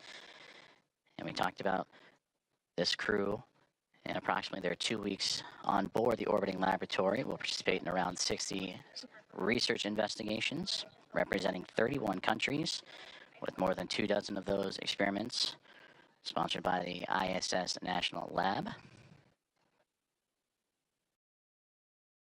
In about 2 minutes, we'll monitor the loops and keep an ear out for the go, no-go poll on the ground for teams that will be monitoring Dragon's approach to waypoint 1.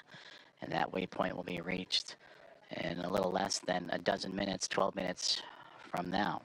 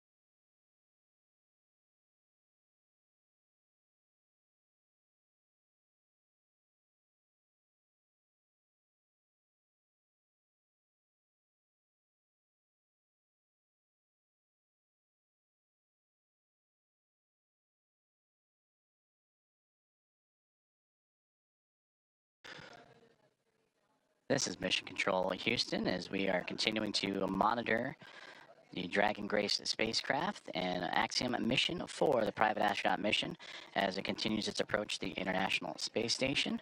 They have moved past waypoint 0 and are now on its way to waypoint 1, the second of 3 checkpoints or 3 gates for this journey for the spacecraft to the orbiting laboratory.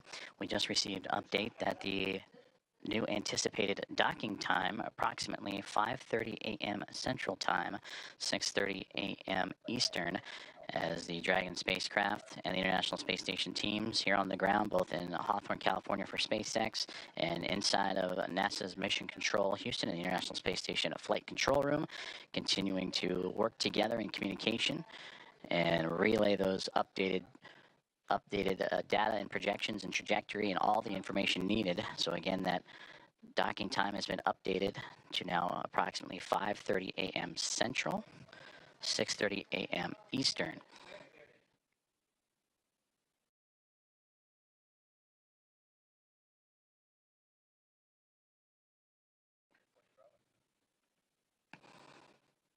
And the flight control teams here in Houston and listening in on the loops on overall communications have just pulled go for Dragon's approach to waypoint 1, and they will reach that milestone waypoint 1 in about 9 minutes from now.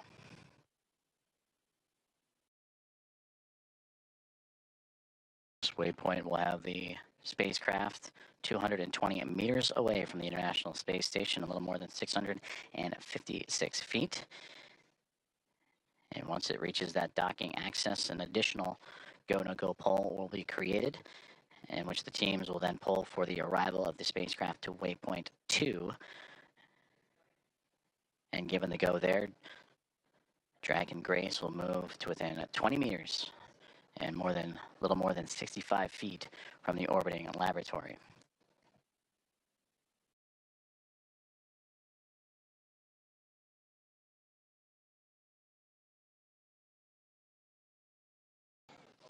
And earlier we also had communications that if everything goes to plan and Dragon continues to remain on its trajectory, that they would bypass waypoint 1 and go straight from 0 to waypoint 2.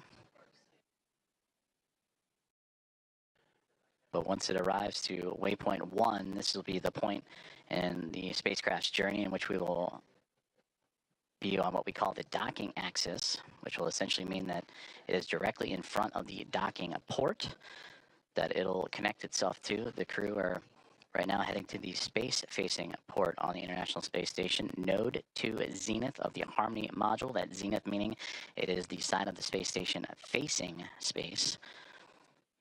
So its journey brings it from underneath the International Space Station, Dragon Grace, to swinging up and over top of it, and then arriving at that docking access en route to waypoint 2.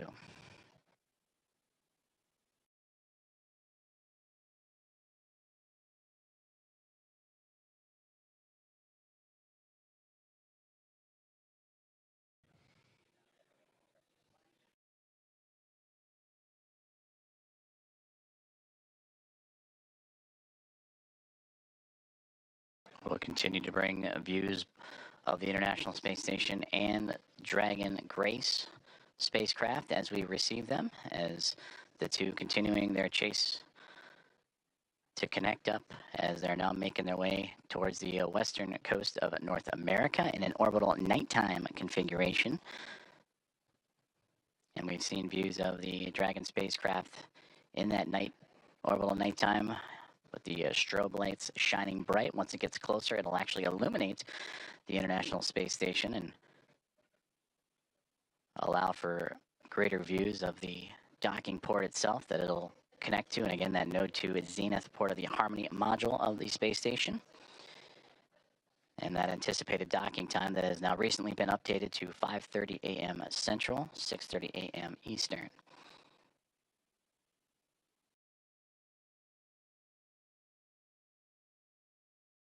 Teams on the ground have pulled go for our Dragon's approach to waypoint 1, and that arrival to that checkpoint will be a little more than 5 minutes from now.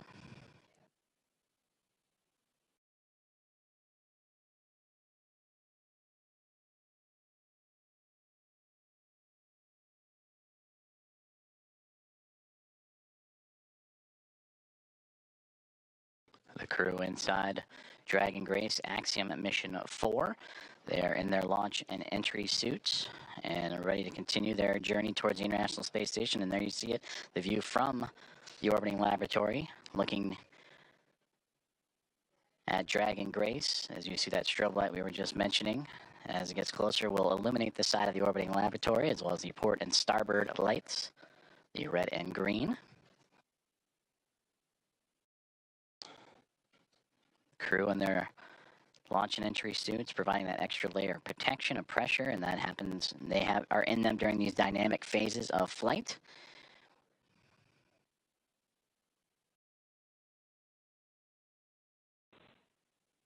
Now inside 5 minutes from waypoint 1.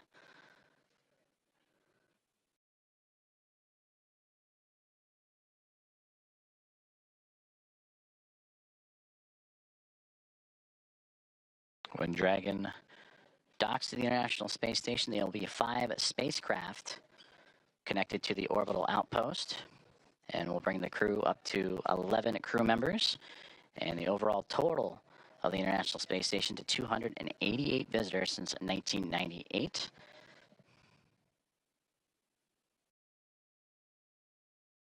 It will join the Dragon Endurance spacecraft that brought up Crew 10 back in March.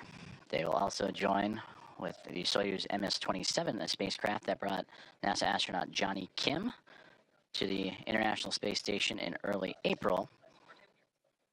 And then 2 cargo craft, Progress cargo craft from Roscosmos also aboard the station, and then eventually the Dragon Grace spacecraft, as we get now views inside of Dragon Grace and looking over the shoulders of Commander Peggy Whitson and pilot Shubhanshu Shukla of ISRO. And you see them adjusting their monitors as the approach continues on for Dragon. And then a great view in the middle of the screen there of the path Dragon is taking. Last time we saw inside, it was more towards the left-hand side of the screen, in which Dragon now flying up and over top of the International Space Station. And now we get great views from Dragon Grace, and there's the strobe light. You can see it ever so faintly illuminating the International Space Station as it continues. Station Houston on the Big Loop. Dragon is transmitting docking camera video. Please confirm video and data updating in Dragon Docking Monitor. Also, we have a new docking time of 10:30.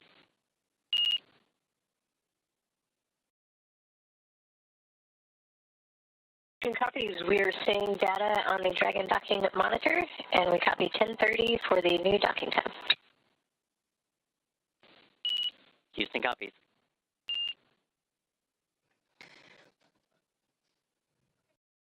Great communications there on the Big Loop between the teams in Houston and SpaceX, talking to Dragon Grace and the confirmations of the updated docking time. You heard the words 10:30. That's 10:30 Zulu, which Central Time is 5:30, as we had mentioned, 5:30 a.m. Central, 6:30 a.m. Eastern, as we return to that exciting view from Dragon looking up at the International Space Station. You can ever so faintly see the solar arrays coming into view, and that strobe light illuminating the radiators, which are right along that central portion and angling upward.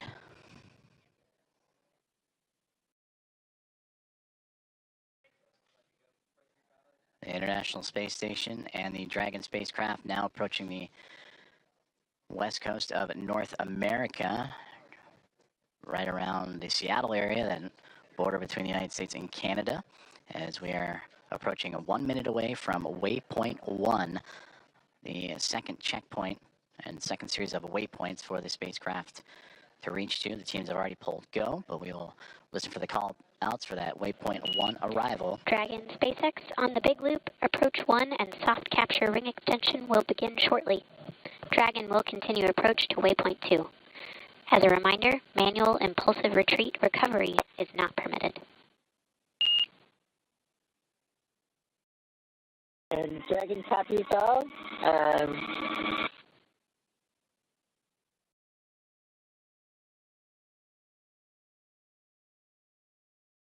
And there you heard communications on the Big Loop about that soft capture ring, and that is the initial contact that will occur between the Dragon spacecraft and the International Space Station, a soft capture, with that soft capture ring then retracting and the 12 hooks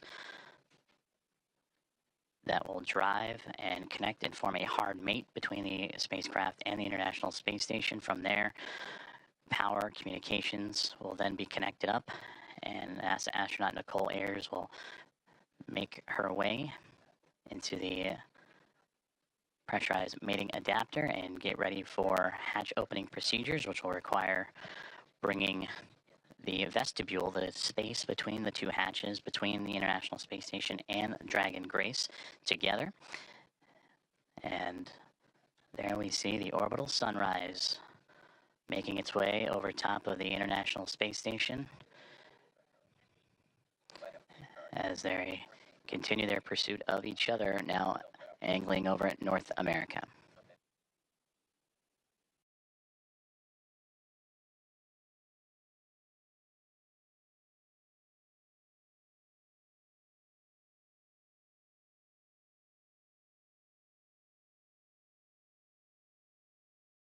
And there in the center screen, if you look at the topmost, the Dragon now perfectly aligned over top of the International Space Station, now looking down at that Node 2 Zenith port, and a great view just off the bottom portion there, that is the Dragon Endurance spacecraft that it'll be just alongside of.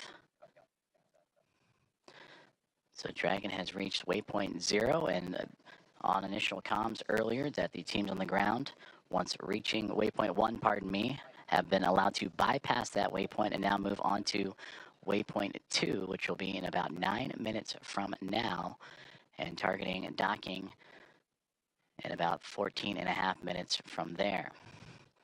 Go, no-go polls for docking in about 7 minutes as the teams on the ground continuing to monitor Dragon's progress. And once they arrive to waypoint 2, there will be a pause, make sure everything is lined up just perfectly before that final approach and docking.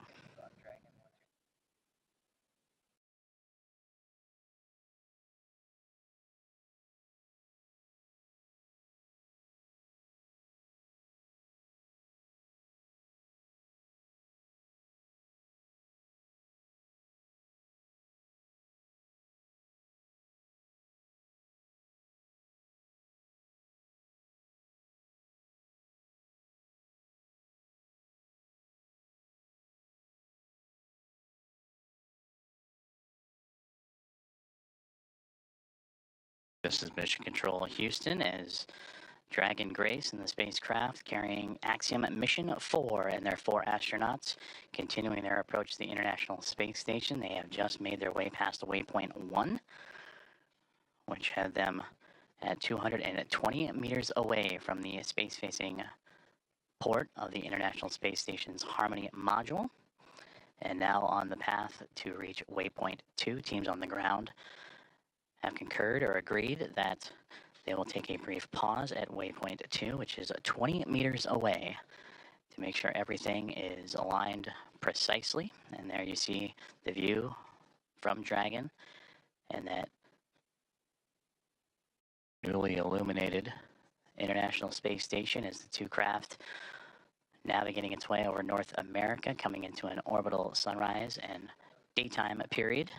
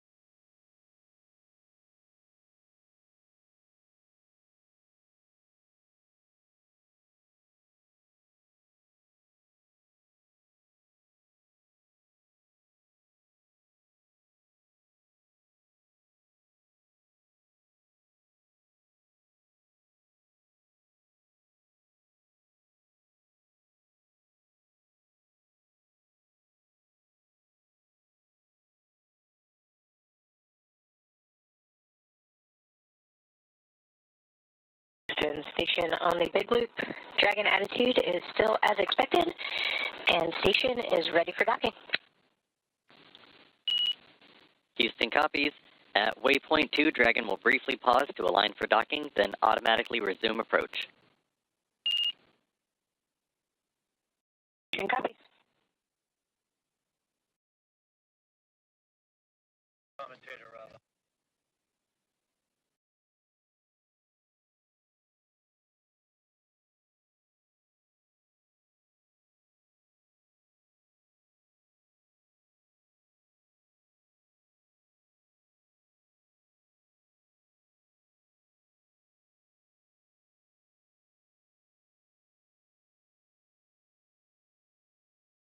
You just heard great communications on the Big Loop from Station and Dragon, as well as the teams in Houston and in Hawthorne for SpaceX and NASA, as the Dragon Grace spacecraft continuing its approach to the International Space Station, carrying Axiom-4 Commander Peggy Whitson, pilot Shubhanshu Shukla of ISRO, Sławosz Uznański-Wiśniewski of ESA, Dragon and SpaceX Tibor. Soft capture re-extension complete. Dragon will continue through waypoint 2 without a hold.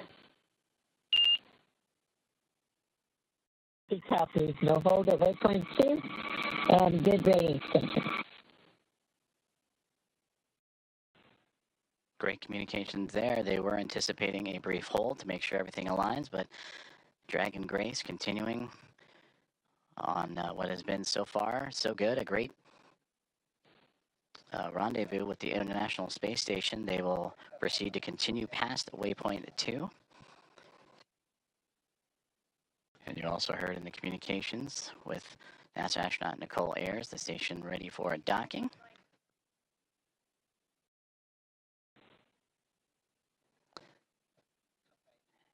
And a great view of the SpaceX Dragon Grace spacecraft making its glacial approach to the International Space Station. And the view from the space station looking up as it approaches the space-facing or Node 2 zenith port of the Harmony module.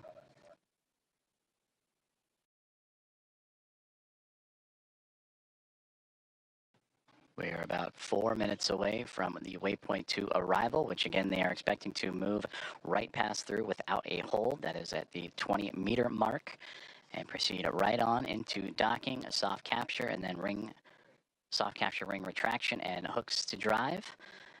And that capture about Dragon 8 minutes and SpaceX 47. on the big loop. Ground is go for approach 2, and approach is now allowed. Reminder, ensure that visors are closed prior to Dragon's departure from the waypoint.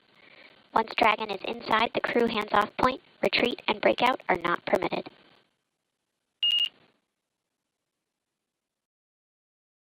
Dragon copies, and we have visors down, and we are go for docking as well. And copy on the approach. Inside 2, chop. SpaceX copies, visors down, SpaceX crew is go for docking.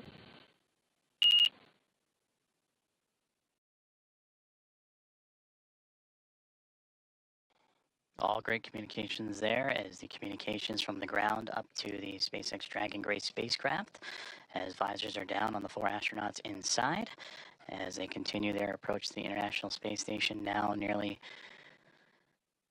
7 minutes away from that initial contact. Dragon and the International Space Station now making its way over the northernmost territories of North America and Canada, and heading towards the Atlantic Ocean as we are now 7.5 minutes away from the approximate docking time as Dragon will move smoothly past waypoint 2, about 20 meters away.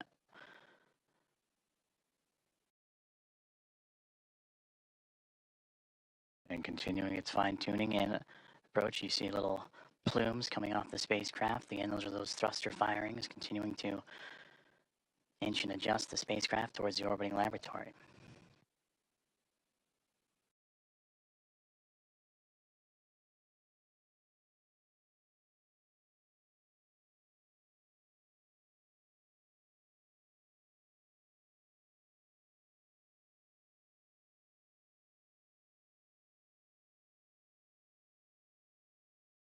Dragon continuing to get bigger and bigger from the viewpoint of the International Space Station as waypoint 2 about 90 seconds away, and there it'll be just a mere 20 meters away.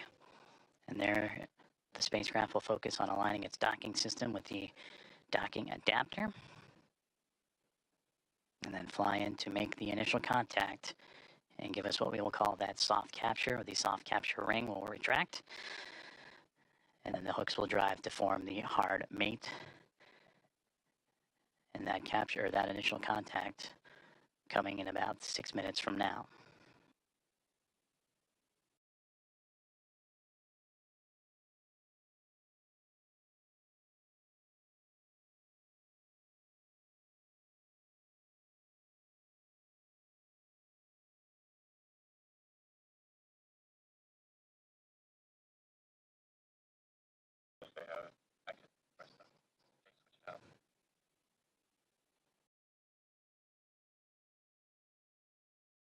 Approaching 30 seconds away from waypoint 2 arrival, in which the Dragon spacecraft will be about 20 meters away, just called out 30 meters, so continuing its close in to the International Space Station.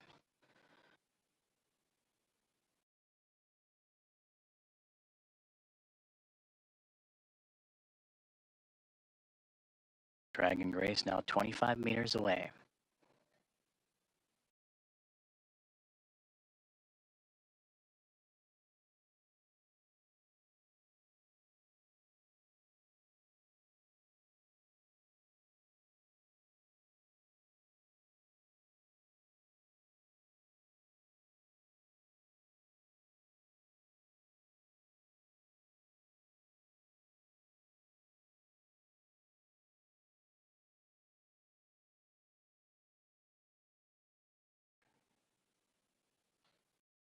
Dragon has now reached waypoint 2, 20 meters away from the International Space Station, and will continue its approach to the International Space Station.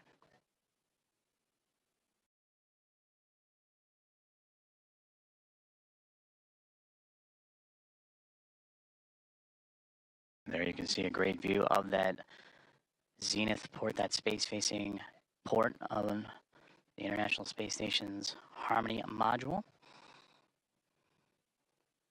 The Dragon spacecraft right now sitting at waypoint 2, just 20 meters away.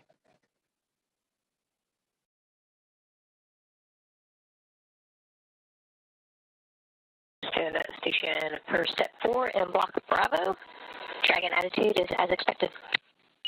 Houston copies.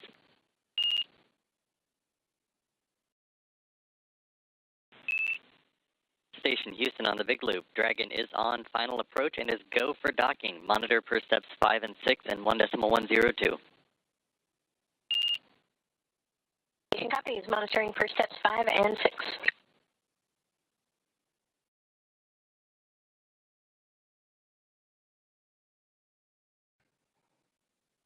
And there you heard it. The final steps relayed up to the crew for final approach and docking have been given as we continue to see Dragon Grace spacecraft close the gap between them and the International Space Station.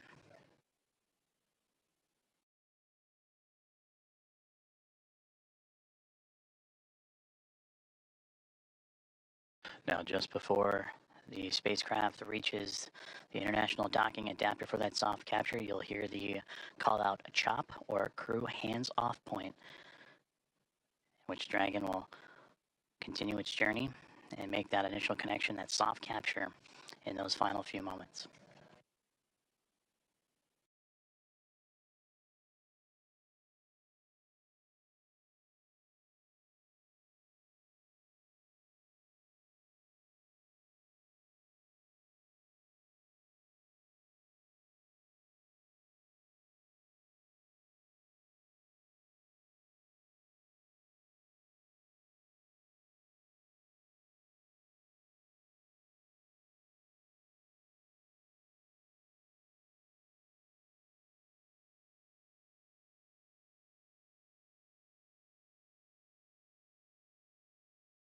Dragon, 10 meters.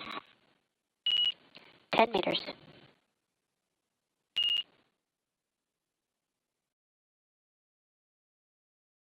Inside 10 meters, a little less now than 30 feet away, is all that separates Dragon Grace from the International Space Station.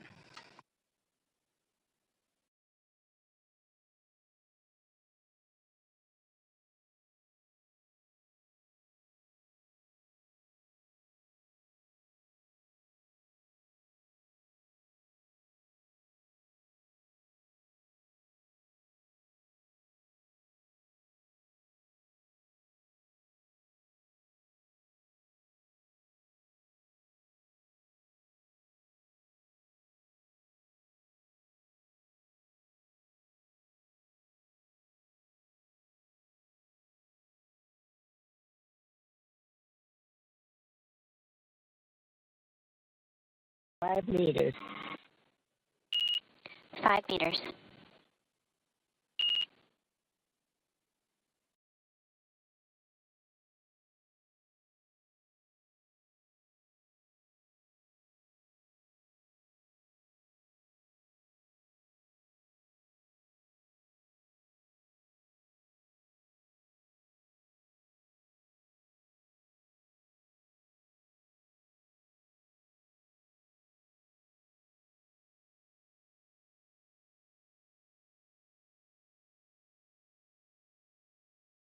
2 meters chop. Houston Station, 2 meters chop. We have chop. 1 meter. 1 meter.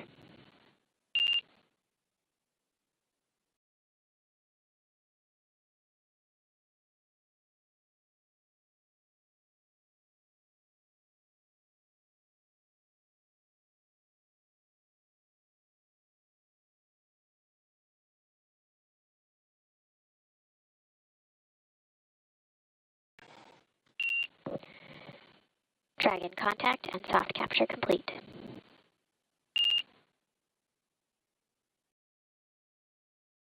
Ready, copy.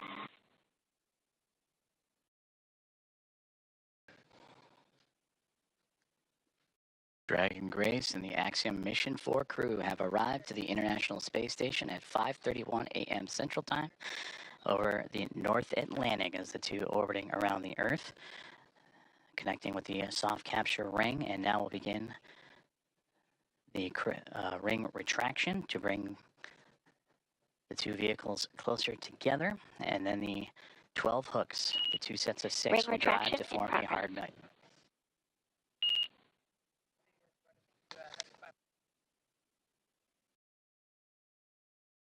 There you heard there, the soft capture ring is retracting, and then we'll do so until sensors are indicating it's time for those hooks to drive in place and give us a hard capture and firmly secure Dragon to station.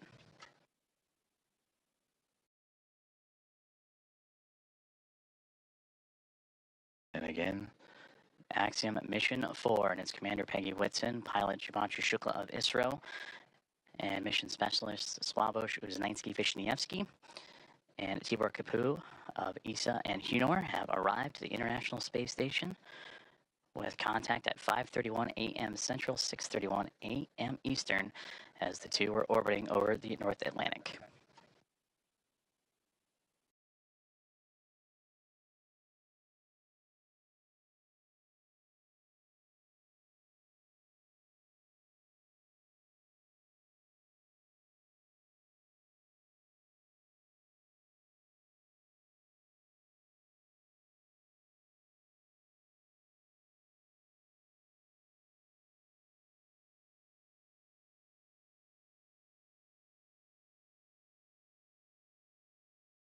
The soft capture ring, that initial contact between Dragon Grace and the International Space Station, continuing to retract, and we'll await for the calls that the sensors read that it will be time for those 12 hooks on the Dragon to then begin driving and connecting itself to form a hard mate to the International Space Station.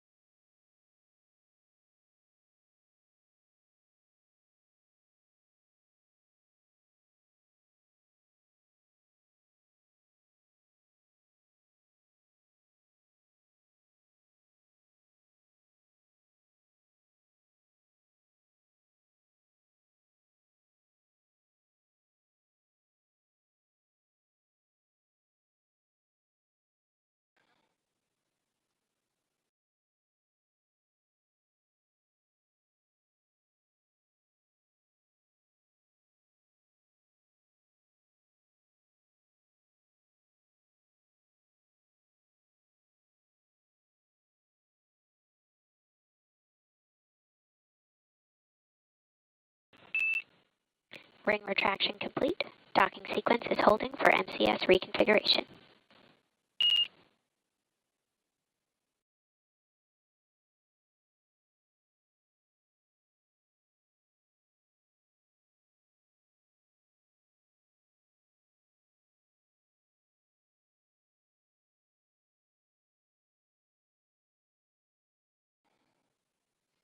This is Mission Control Houston, as you are seeing a live view of the recently connected Dragon Grace spacecraft with the Axiom-4 astronauts and Peggy Whitson, Shubhanshu Shukla, Sławosz Uznański-Wiśniewski, and Tibor Kapu arrive to the International Space Station, soft capture and contact at 5:31 a.m. Central Time, 6:31 a.m. Eastern, as the two were orbiting above the North Atlantic.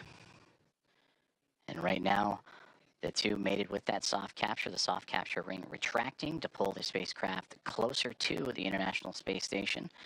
And once given the go, the ring or the hooks around the Dragon nose cone will drive and connect to form a hard mate.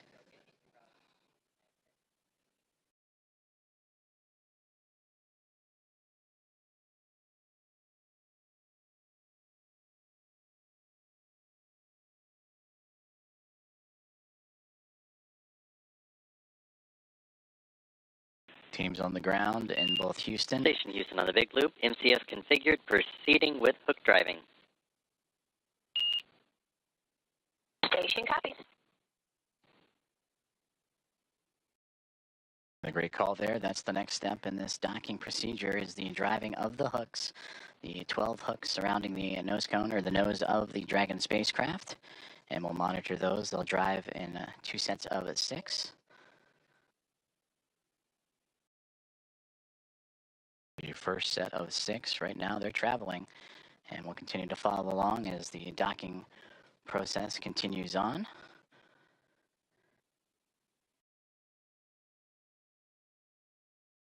And then after that first set of 6, the second set will drive and connect Dragon to form a hard mate to the International Space Station. And once the docking is complete, NASA astronauts Anne McLean and Nicole Ayers, who have been monitoring from the International Space Station from the cupola of the Dragon's arrival, it'll be Ayers that'll begin the hatch opening or hatch operations. And that'll start by opening up the main hatch on the Node 2 Zenith section of the Harmony module. That's what you see Dragon connected to. And what's separating that module and the Dragon spacecraft is that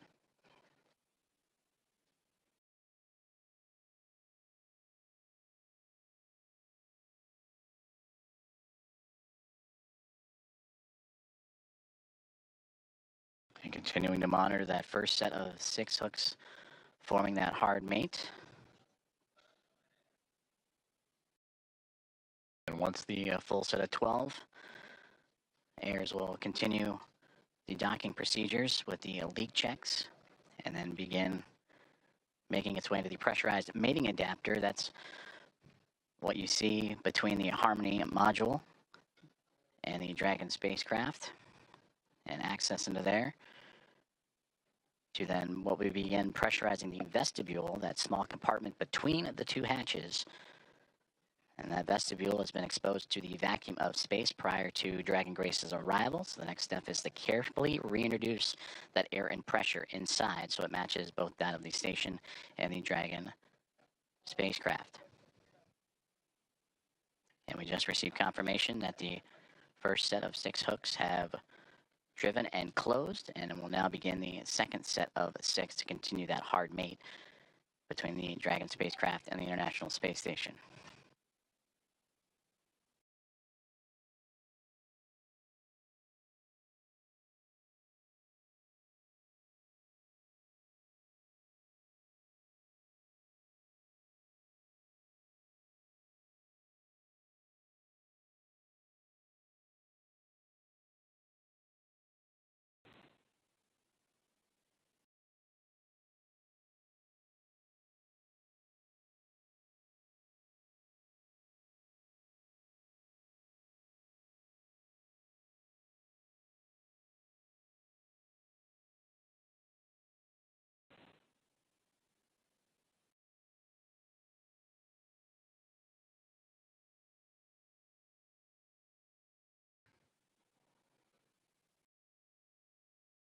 If you are just joining us, this is Mission Control Houston, where Axiom Mission 4 aboard the Dragon Grace spacecraft have connected to the International Space Station.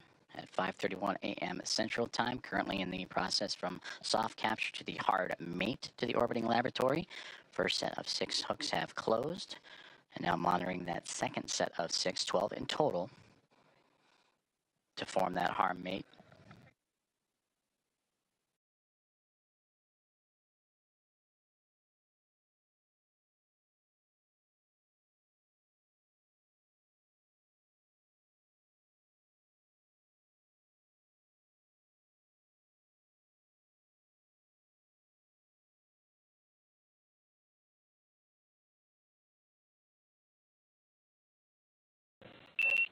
Dragon SpaceX on the big loop, hard capture complete.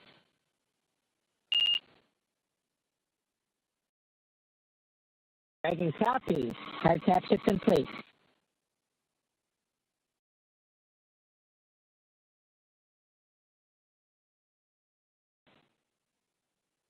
And we just heard confirmation there. All 12 hooks have closed, and that is a hard mate to the Dragon Grace spacecraft and the International Space Station, completing from soft capture to that hard mate.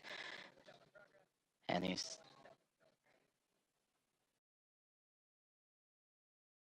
So the soft capture ring retraction in progress, and then it'll be on to establishing umbilical connections between the spacecraft and the International Space Station. That'll allow for the transfer of communications and power through those umbilicals. So we're a Dragon.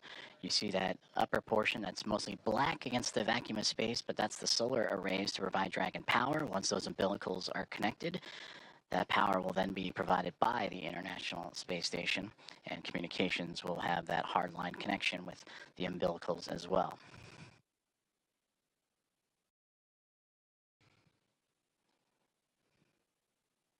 And once those umbilicals have been connected, that'll complete the docking process, and that's when NASA astronauts Anne McClain and Nicole Ayers, namely Ayers, will jump into action and begin the leak checks and hatch opening procedures.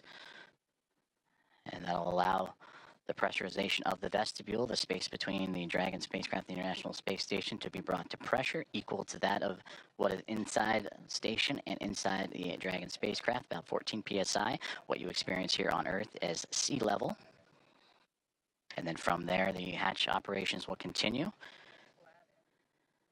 And the Axiom Mission 4 team will make its way on board the International Space Station with welcome remarks soon to follow.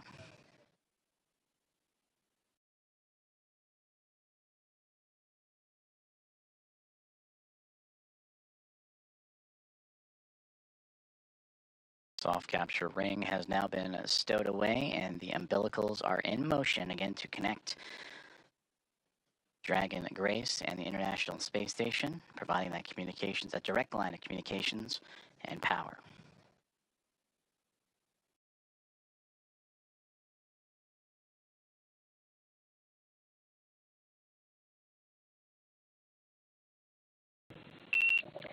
Dragon SpaceX on the big loop, docking sequence complete.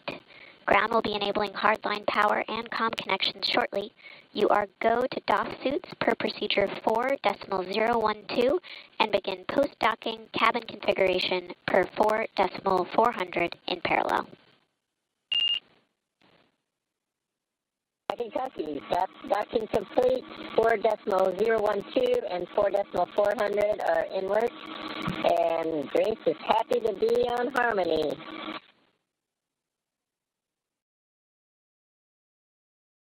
Grace Station, we are excited to welcome you. Peggy, Shug, Sław, and Tibor, we cannot wait to open the hatch and give you guys a hug. We'll see you soon. Looking forward to it. And Axiom-4 from Houston, welcome aboard the International Space Station. It's an honor to have you join our outpost of international cooperation and exploration. We are honored to be here. Thank you.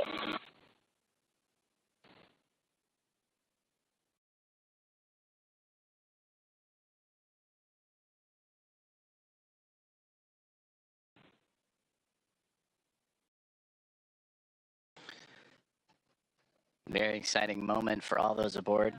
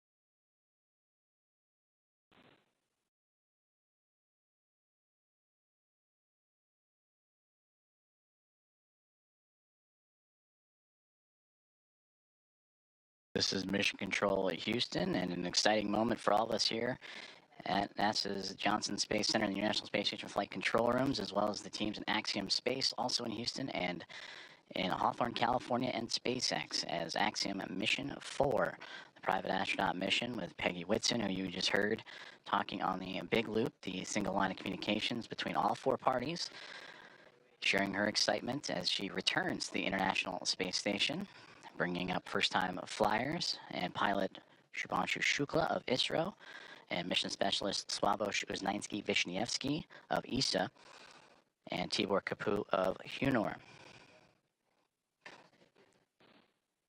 Contact between the two, between Dragon Grace and the International Space Station at 5:31 a.m. Central Time. And now that the hooks have connected, all 12 and umbilicals deployed, providing power and communications. Now the team inside the International Space Station, namely Nicole Ayers, is going to start beginning the hatch opening procedures. And now that we're docked, she will secure some hardware and then move right into those operations. And first we'll open the large hatch at the Node 2 Zenith, or the space-facing port side of the Harmony module, and that's what you see, similar to where that NASA logo is. That's the Harmony module that the pressurized mating adapter is jettisoning up into and connecting to the Dragon Grace spacecraft.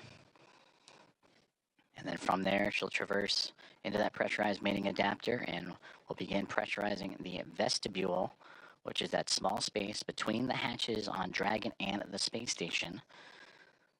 And we have talked about this has been exposed to vacuum prior to docking, and we'll need to fill that space with air to make sure that pressure is equal with the atmospheric pressures on Dragon and the International Space Station, also putting away some hardware in the process, including the docking across. And Ayers will use a small valve on the station's hatch to slowly introduce that air into the vestibule.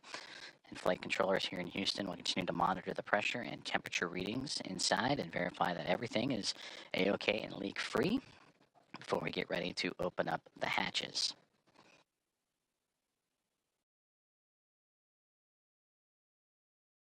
From that capture moment, which again was 5:31 a.m. Central, 6:31 a.m. Eastern over the North Atlantic. It takes roughly about 2 hours to get everything pressurized and checked out before we open up the hatches and welcome in Axiom Mission 4 to the International Space Station.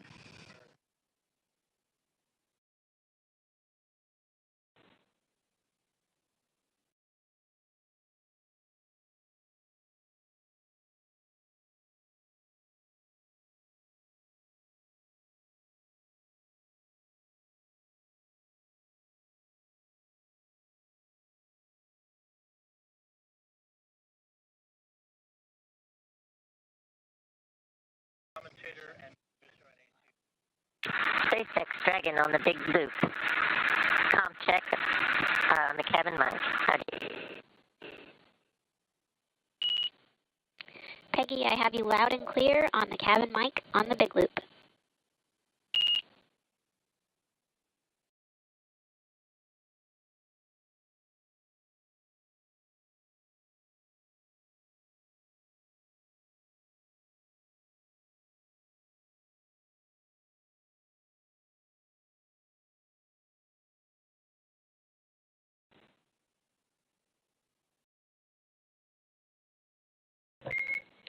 Dragon, SpaceX on Dragon Aground. That call on the cabin mic actually came over Dragon Aground.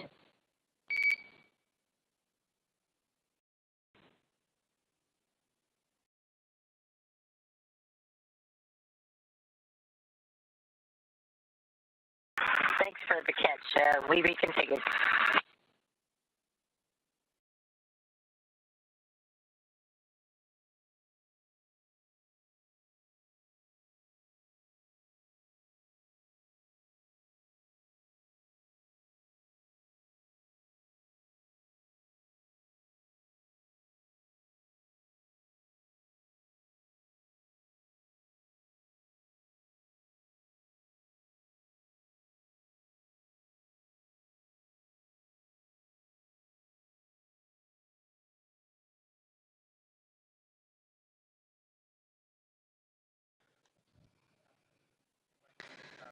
This is Mission Control Houston as we continue to follow along the progress of the contact capture and beginning of hatch opening procedures as Axiom Mission 4 has arrived to the International Space Station with contact at 5:31 a.m. Central Time. The soft capture and ring have been retracted and stowed away. The 12 hooks around the nose, the bulkhead there of the Dragon SpaceX connected to the pressurized mating adapter have latched on to create the hard mate. The umbilicals have been extended to allow for Dragon to run on power and communication lines provided by the International Space Station. And now looking at approximately 8:35 a.m. Central Time for welcome remarks, and shortly after the Axiom Mission 4 team make their way through the hatchway and into the International Space Station.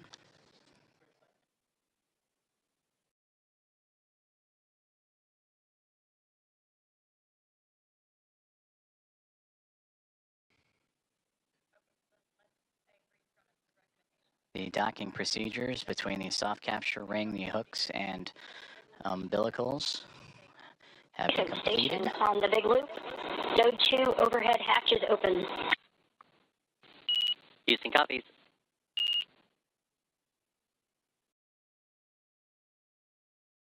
And a good call there down from NASA astronaut Nicole Ayers saying that she has opened up the hatch for the Node 2 Zenith way, the space-facing side of the Harmony module, to give her access to the pressurized mating adapter. And there she will cruise in to begin work on the hatch opening procedures and pressurizing Station and the vestibule. Dragon Houston on the big loop. We are troubleshooting the big loop audio comm issues from earlier, and the action we're about to take will take down big loop comm between ISS and the Axiom crew for about 5 minutes. We may require additional comm checks after.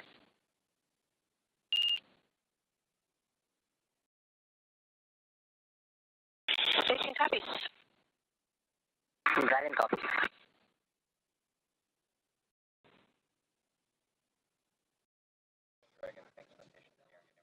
Communications there on the big loop between the teams here in Houston and up to the International Space Station as they troubleshoot some communications, and the big loop that you have been hearing that have connected everyone here inside of Mission Control Houston and the International Space Station Flight Control Room, those aboard the space station and inside the SpaceX Dragon Grace spacecraft, and the teams in Hawthorne, California, those forward parties, that's the big loop. They will troubleshoot those communications for about 5 minutes and then recheck. But you heard just prior to that NASA astronauts Anne McLean and Nicole Ayers have begun the hatch opening procedures, in which the large hatch at the Node 2 Zenith, that's the space-facing side of the Harmony module, has been opened, and that will allow for them to begin the hatch opening procedures and pressurize the vestibule, which is what, in addition to the comms checks, we'll monitor, as Ayers will use a small valve on the station's hatch to slowly introduce air into the vestibule. That's the gap between the Dragon spacecraft and the International Space Station that has been exposed to vacuum. And from there, they will match the pressure, the atmosphere inside both station and Dragon.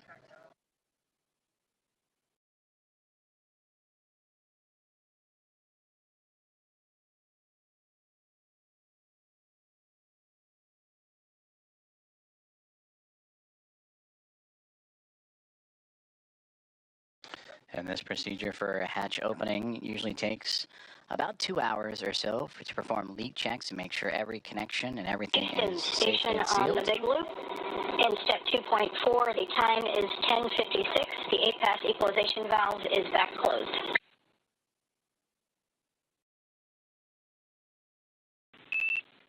Houston copies as a good config. Expect at least 15 minutes before we continue. Copies. And that communication between the International Space Station and the International Space Station Flight Control Room, and you heard the word APAS hatch. That is the hatch, again, that they will be operating and looking to open up from the space station side.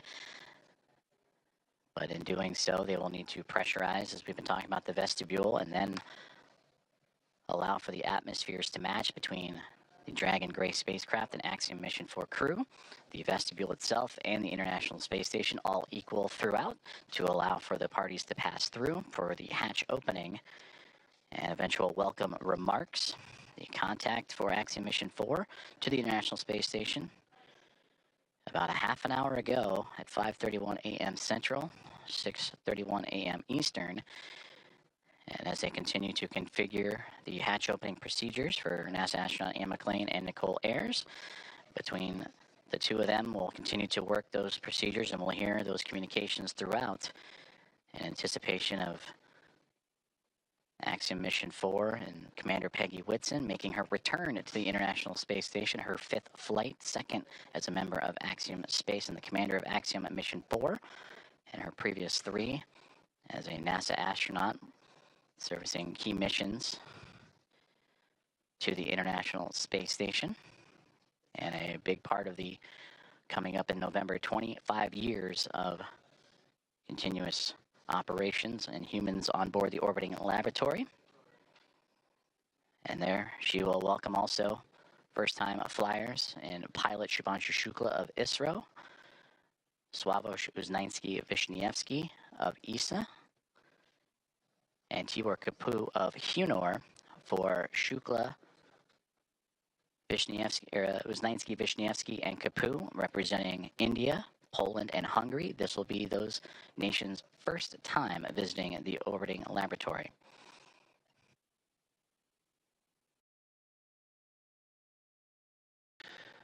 And with that, from Axiom Mission 1 through Axiom Mission 4, the International Space Station will have welcomed 14 different private astronaut crew members representing 11 different nations, showing how private astronaut missions truly expand access to the International Space Station for more nations, people, and opportunities.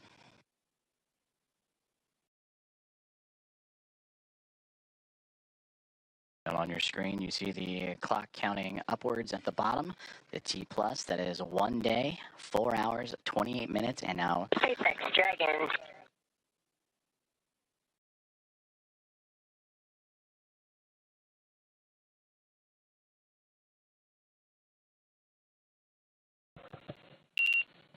Dragon SpaceX on the big loop.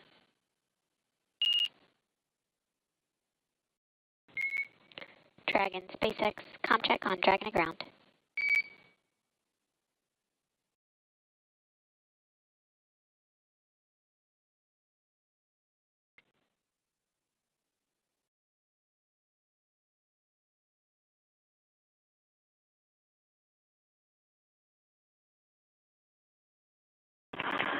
SpaceX Dragon from the cabin mic on Dragon to ground. Peggy, I'm with you on Dragon to ground.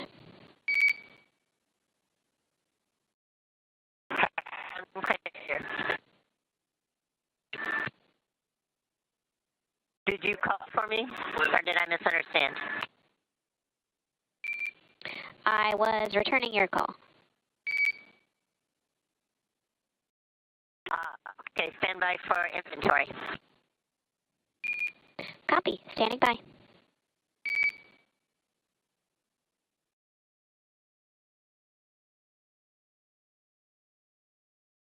comm checks and communications there between the teams in Hawthorne, California and SpaceX and the SpaceX Dragon Grace spacecraft. As we heard earlier that they were troubleshooting some communications and looking to bring back on the big loop that connects the teams on the ground in SpaceX and NASA, as well as the teams in the International Space Station and the Dragon spacecraft itself.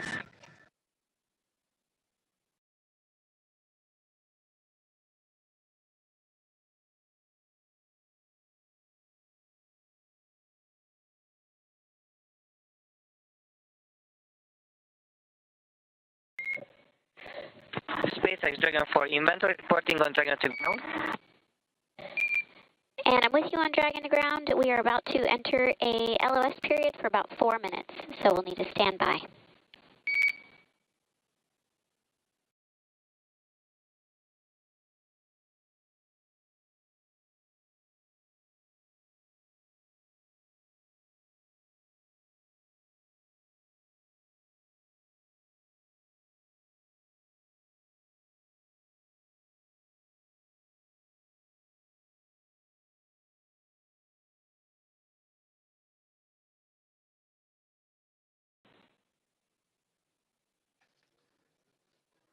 communications between SpaceX and the crew aboard the SpaceX Dragon Gray spacecraft, saying they are upcoming on a period of LOS, or loss of signal, that's anticipated as the International Space Station and the spacecraft orbiting around the Earth and transfer of satellite signals. Right now they are making their way over the southern Indian Ocean and about to head into a period of orbital nighttime, as we will get back views as soon as we have them.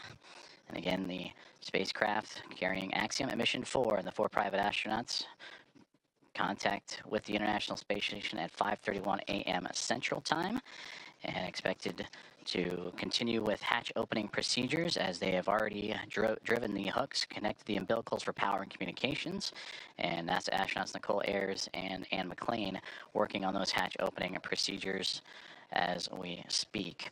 And that will allow the crew to make its way from Dragon into the International Space Station, going from a crew of 7 aboard the orbiting laboratory to a crew of 11. And that'll be followed by welcome remarks at approximately 8:35 a.m. Central Time, 9:35 a.m. Eastern Time. Certainly an exciting moment for all of us here in Mission Control, but we want to check back in with our team over in Hawthorne as Axiom-4 has arrived to the International Space Station. For as many times as we have had the privilege of supporting crews headed to and from the International Space Station, I'm certain that it is an incomparable experience. Something that unless you're on board, you can't possibly understand what it really feels like. Paul, and I'm confident that you and I cannot do it justice even attempting to tell everyone joining us today about it. So instead, we have invited Axiom Space's own commander, Michael Lopez Alegria, to share from his previous experiences. LA, MLA, or Commander, you've got a few designations, right? For those who may not know... How you doing, Paul? Good to see you, Ronnie. Hey, it's good to see you as well, sir. Thank you for joining us this morning. Yeah, good to be with you. So for those who may not know, I've got to share a few stats here just to make sure people understand who we have joining us today on the show. You've flown to space 6 times, 2 of those to Dragon, on Dragon for Axiom Space. You've got a running total of, say, 296 days, 16 hours, and 15 minutes, give or take or so, in space. You've conducted 10 EVAs over the course of your career, and when you're not in space, you're helping get others at Axiom Space to space, right? As our chief astronaut. Do I have all of that right? Sounds good. I'm not sure about the minutes and seconds, but everything else sounds right. That's awesome. Well, we want to spend some time with you and just ask you some questions about your experiences getting to the International Space Station. Obviously, you know a thing or two about rendezvous and docking. So the first question is simply, we've just watched Dragon Grace dock to the space station. You've done this several times. What's the mindset for a crew at this point in the mission? So as we get closer and closer, you know, we're transitioning from the phase where you're basically waiting to get to the ISS, and you're laser focused, especially the last 220 meters from what they call waypoint 1 into docking. A lot of focus on what's being shown on the displays. We have several parameters that we're monitoring: closure rate, what they call the corridor, etc. There are a few things that could cause the system to stop or retreat or even break out, which means you come back and try to rendezvous on another day. So that's really what's going on, at least technically, I guess, in your mind. Obviously, emotionally, it's a completely different story. You know, you've been in there, in these cases, their cases, they've been in there for, you know, almost 30 hours since launch. Not a ton to do. And so they're very eager, I'm sure, to get aboard the ISS and start working. So for you, on your missions, say AX-1 and AX-3, what was this moment of the anticipation of the hatch opening? What was that like for you and your crew? You know, like a lot of spaceflight, it's very busy, and you're trying to juggle a couple of different emotions. I mean, obviously, one is you've got a lot to do. They're getting out of their suits. They're putting on their flight suits to get across. They've got some reconfiguration of the onboard systems to take care of. So on that plane, you know, you're sort of focused on the task at hand. But secondarily, you're thinking, again, a lot about, what it's taken to get here, what is this going to be like when I float aboard the ISS for the first time. So there's an emotional component that is also pretty strong. A lot going on. So backing up even further, before you get to that kind of emotional moment of crossing the threshold, tell me a little bit more about the journey to get to that point. We, on this end, get to see launch, ascent, and then spacecraft separation. But after that, as you mentioned, you're kind of on your own. What are some of the hallmarks of your transit up to the station? Yeah, as you know, Ronnie, from the time of post-orbital insertion, when the Dragon is configured for on-orbit operations, until you really start the approach initiation, you're basically playing catch-up. And I heard it very well explained by John yesterday on the broadcast during launch, that it's basically you're on the same lane as the ISS, but now you've got to catch up. And the way we catch up is by having an orbit with a lower altitude than the ISS. So we actually go around the Earth a little bit faster each time. And with each lap around the Earth, we get closer and closer. And so there's not a ton to do. Those maneuvers to adjust the orbital altitude, we call them burns. They happen, first of all, automatically. Of course, we are monitoring when they're going on. But between those things, there's not a ton to do. The Dragon is a very efficient spacecraft for what it is meant to do, which is transit to get you from the Earth to the ISS. But it's not really cut out to be an on-orbit anything, really. So you're just sort of hanging out. They will have had a sleep period while they wait to get there. But there isn't a ton to do between those maneuvers, and so it's really kind of a hurry up and wait. Again, a lot like a lot of human spaceflight, very intense activities, followed by some pretty long lulls occasionally. And so then when do you get to go from that free-flying, like transit mode, to the rendezvous and docking phase?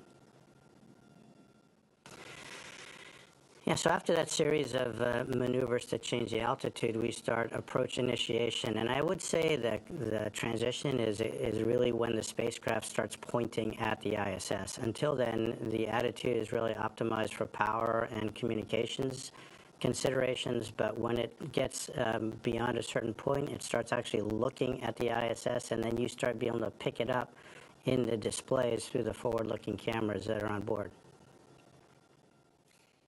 LA, you've described the moment of getting into microgravity as you've transitioned into another plane, another world, another moment. Can you share a little bit of that thought, that mindset as you transition from obviously the acceleration of launch into microgravity and being in that other world? I'd love to hear your perspective on that transition.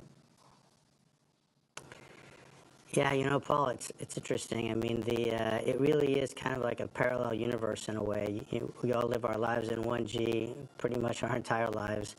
But when you make that transition, it really is a very different sensation. For the first time you feel it, you can't even believe it. I mean, it's a little bit like the zero-G airplane that we are trained in, but of course, instead of lasting 20 seconds or so, it lasts effectively forever. And so that sensation, it just brings a smile to your face when you let go of something and it just stays hovering in front of you. And it just never gets old. It's really quite remarkable. I love it. And obviously our crew in Dragon right now is in that other plane, in that other world of microgravity, being constant. So we're walking forward. We're progressing towards this moment where the hatch will open and they are going to enter the space station. You've mentioned this already a little bit, but I'd love to just kind of unpack that some more. What is it like to just kind of float through that hatch and realize you're no longer in Dragon, you're now in the station? Yeah, think about the experience that these guys have had. I mean, they've been training in the mock-ups that look just like the ISS, but you're obviously walking around in there. You're not floating. So now they've experienced microgravity, but in the fairly confined spaces of the spacecraft. Once the hatch is open, it's a special moment, and as a commander, you really never get to see it because generally they go in first. But you can just feel their wonder as they float across the hatch, and they are actually in that environment that on the one hand looks so familiar, but in a different way feels very different because now you're floating and not walking through it.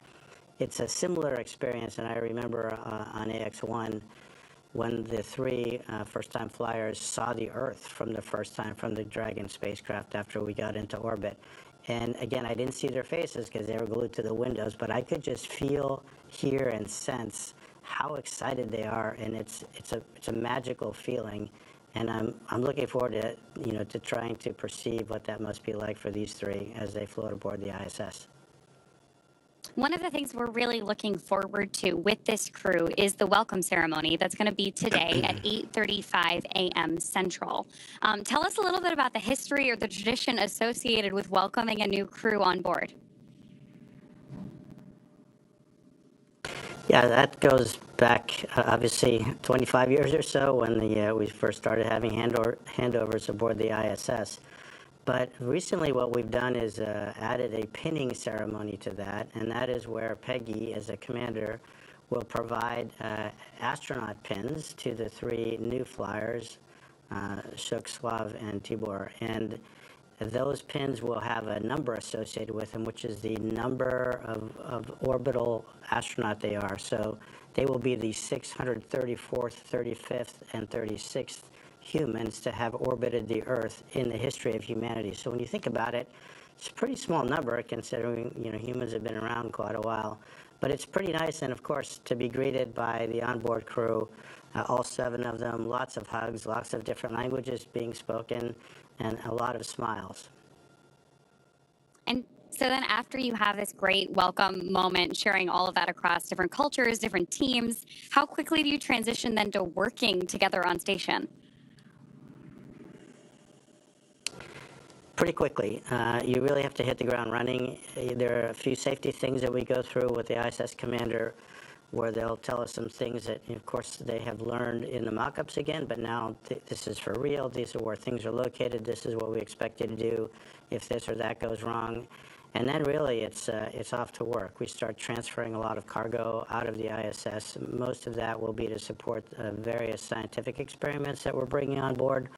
And then our lives get ruled by what we call the Optimus Viewer, which is basically a moving map of your schedule from the time you wake up to the time you go to bed. And it's pretty hectic. You've got, in this case, 14 days to get a lot of stuff done. Every detail is pre-programmed by the teams on the ground working with NASA. And we really have an effort to try to maintain that pace. Obviously, it takes a bit of time to get accustomed to floating around. Even though they've been in zero-G for over a day, they haven't been in zero-G in such a big open space. And so moving around, you've heard the term or the phrase slow is smooth and smooth is fast. They definitely will be practicing that. So there's a little bit of time for adaptation. There's quite a bit of time with the safety briefings that I mentioned. But after that, it's looking at Optimus Viewer and really getting started. LA, you've just mentioned that schedule is full and you jump right on into it, trying to stay ahead of that red line in that Optimus map you mentioned. But I'm curious, just looking back at AX3, your previous mission, what were some of the highlights for you personally on board the space station?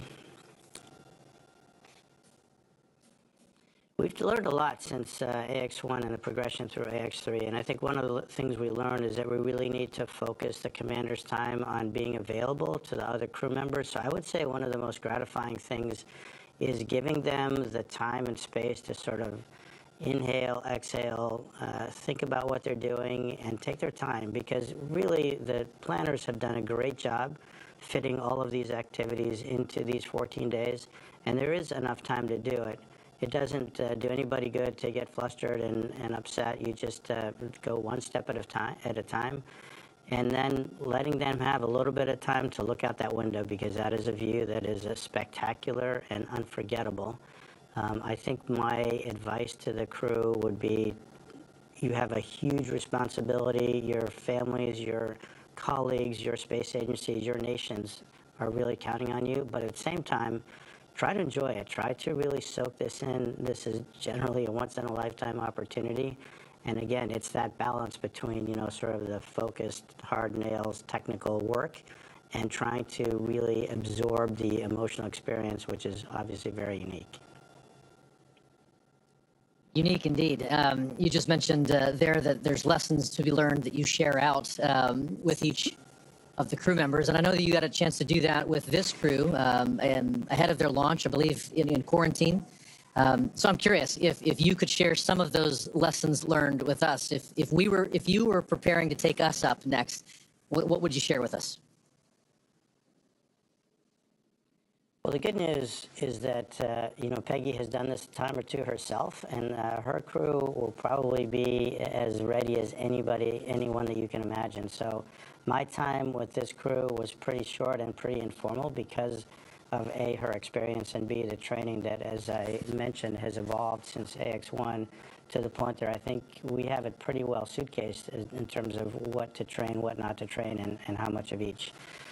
Again, my advice to them is try to absorb it, try to be as cognizant of what's going on, because it is that parallel universe, again, that's hard to get to. And the more of that you can sort of soak away in the recesses of your mind, the better.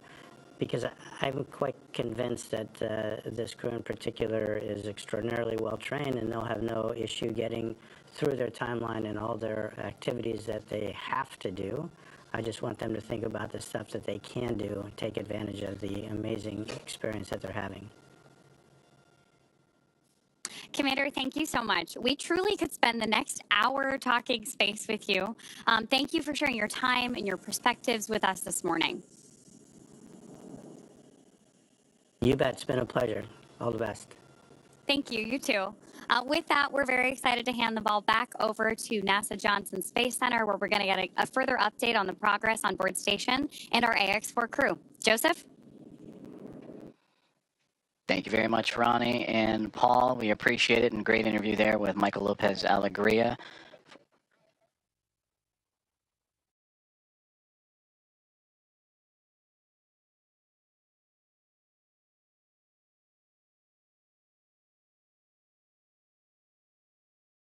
Dragon copies. A great update right there to bring us right back into what's been happening and all the key milestones of the hatch opening process and the docking process for Axiom and Mission 4. Its team on the Dragon Grace spacecraft and have connected to the International Space Station. You heard that power and the connection with the umbilicals. Everything has been established. A hard mate has been created after the initial contact and soft capture connection and ring retraction. That was at 5:31 a.m. Central Time, so a little less than an hour ago. And we are still on board, as Ronnie, as you mentioned, tracking that welcome remarks and welcoming the crew formally on board the International Space Station around 8:35 a.m. Central Time. So far, everything's still being worked on in terms of those hatch opening procedures as the Dragon spacecraft has connected itself to the node to zenith port, or the space-facing port of the International Space Station, and we'll bring you back those views as soon as we have them, as we are continuing our coverage all the way up until those welcome remarks and bringing on the Axiom Mission 4 team, the fourth private astronaut mission to the orbiting laboratory. On board the International Space Station as we speak, as you heard those comms checkouts and power and communications checkouts continuing to roll on along. NASA astronauts Nicole Ayers and Anne McLean, who monitored Dragon's progress throughout the morning, from the approach initiation burn all the way through to the contact and capture. They are beginning those hatch opening procedures, and we'll continue to look at the APAS hatch and the pressurized mating adapter. That's the space that separates between the International Space Station and the Harmony module and the Dragon spacecraft itself. And in there, those series of hatches, the APAS hatch is, and the vestibule, of course, is what needs to be pressurized to allow for the APAS hatch on the International Space Station side to be opened and stowed away. And then from that angle, then it'll allow for the Dragon team to open up their side of their hatch. And once the pressure is equal between Dragon, the vestibule, and the International Space Station, that'll allow for the crew to come on board the orbiting laboratory and bring the crew, the Expedition 73 crew, which right now is a crew of 7. 7 and welcome in their guests, Axiom Mission 4, and bring up the total to 11. There you can see on your screen the International Space Station and the Dragon spacecraft together orbiting over the southeasternmost portion of Australia, and they are in an orbital nighttime period right now, and that'll stretch on for another few more moments, and we hope to have those great views of the space station and the Dragon spacecraft once the sunrise and orbital daytime has returned.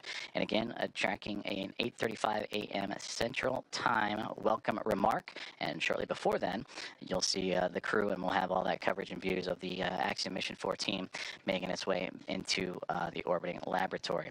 And again, a great interview there with Michael Lopez Alegria, commander, former NASA astronaut and commander of Axiom-1 and Axiom-3, and the ISS, the International Space Station, ready to welcome in Peggy Whitson, a former NASA astronaut, on her 5th flight, second with Axiom as commander of Axiom-2 and now of Axiom Mission 4, and bringing in pilot Shubhanshu Shukla of ISRO, Sławosz Uznański-Wiśniewski of ESA, and Tibor Kapu of WION, each representing India, Poland, and Hungary respectively. It'll be the first time that those 3 nations have been on board the International Space Station. And that'll bring 14 different private astronaut crew members representing 11 different nations to the orbiting lab, showcasing the strength of private astronaut missions and how it expands access to the International Space Station and low Earth orbit for more nations, people, and opportunities. So we continue to follow along with the hatch opening procedures that Nicole Ayers and Anne McLean of NASA each working diligently through, and will continue to provide updates as they arrive. During that interview, we did hear that there was some troubleshooting that they're working on the big loop that has since been resolved. So we should hear communications on that big loop that connects both the Dragon spacecraft, the International Space Station, and the teams on the ground here inside of Mission Control Houston and the International Space Station Flight Control Room at NASA's Johnson Space Center, and well, the teams in Hawthorne, California, and the Mission Control Room at SpaceX.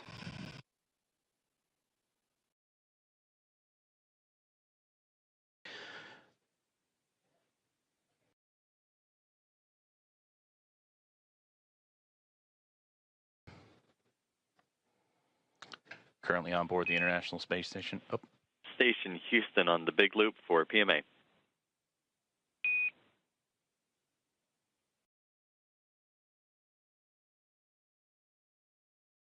Houston Station, go ahead on the big loop. Hey, we're about to get you into your next activity, but in the meantime, would you mind setting up a video of the PMA so that we could watch the crew ingress? You can use the Node 2 Camera 1 or Camera 2. That's going to work. Thank you.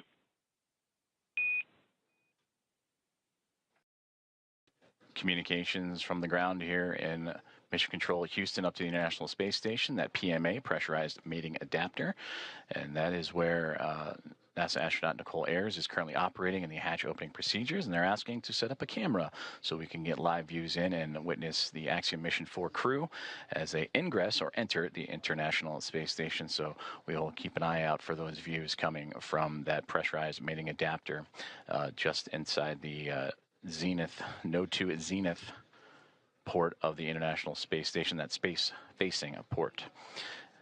Before those communications, I'm going to say aboard the International Space Station as we speak, the 7 members of the Expedition 73 crew, featuring Anne McLean and Nicole Ayers, who are prime characters in today's docking operations, joined by Takuya Onishi of JAXA and Kirill Peskov, alongside NASA astronaut Johnny Kim, Sergei Ryzhikov, and Alexei Zubritsky.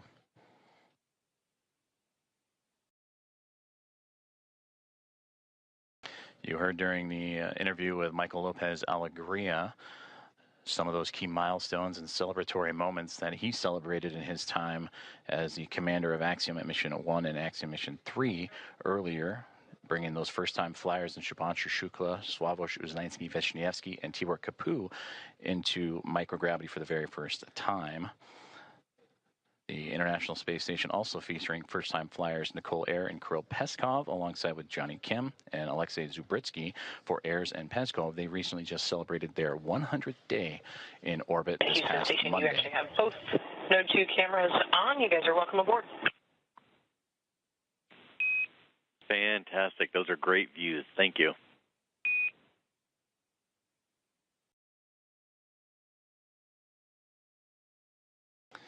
And there you see the live view that the team on board the International Space Station has just set up for us to see as we are inside the pressurized mating adapter looking into what will be the APAS hatch that will eventually be pressurized and the vestibule pressurized, pardon me, to welcome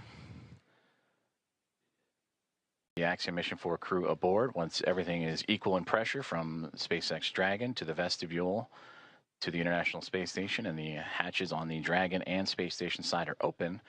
Everything will be on schedule to welcome in the 4-member crew. And the, again, welcome remarks tracking for approximately 8:35 a.m. Central Time, 9:35 a.m. Eastern. And you heard Michael Lopez Alegria talking about the pinning ceremony that will take place during those welcome remarks. I'm looking forward to seeing those as the team aboard the International Space Station continuing to work through their hatch opening procedures.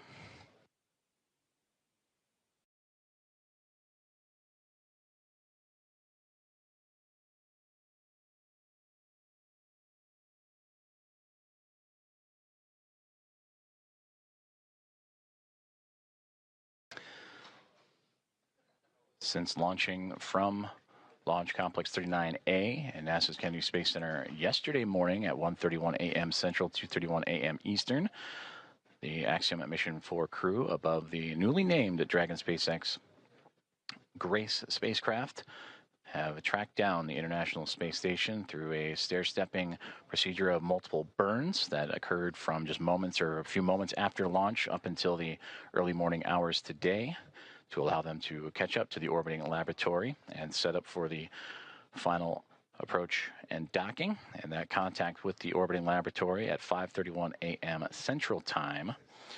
And from that point on, it takes about 2 hours or so to allow for the hatch opening and hard mating procedures to be complete, umbilicals to be run, power and communications to be connected.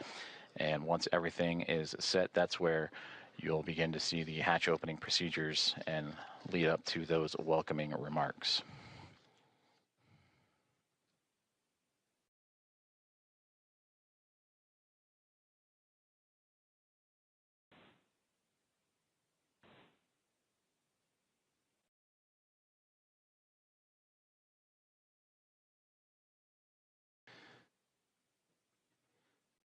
And as you're following along with us, as we continue to wait for views of the International Space Station and the Dragon spacecraft as they are in an orbital nighttime period, making their way across the Pacific Ocean and approaching the equator, almost right in the middle of the Pacific Ocean. We'll get those views back from the exterior cameras.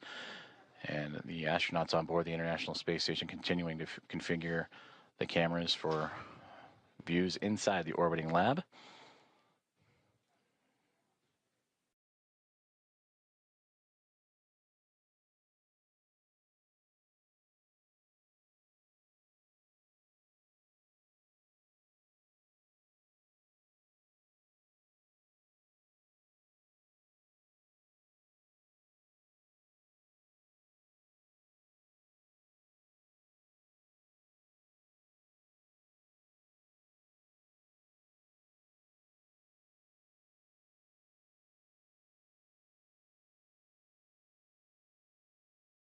If you are just joining us, you are watching live coverage of the docking of Axiom-4 to the International Space Station, the 4th private astronaut mission to the orbiting lab and the first since January of 2024. Docking has occurred, and that was exactly an hour ago, 5:31 a.m. Central, 6:31 a.m. Eastern.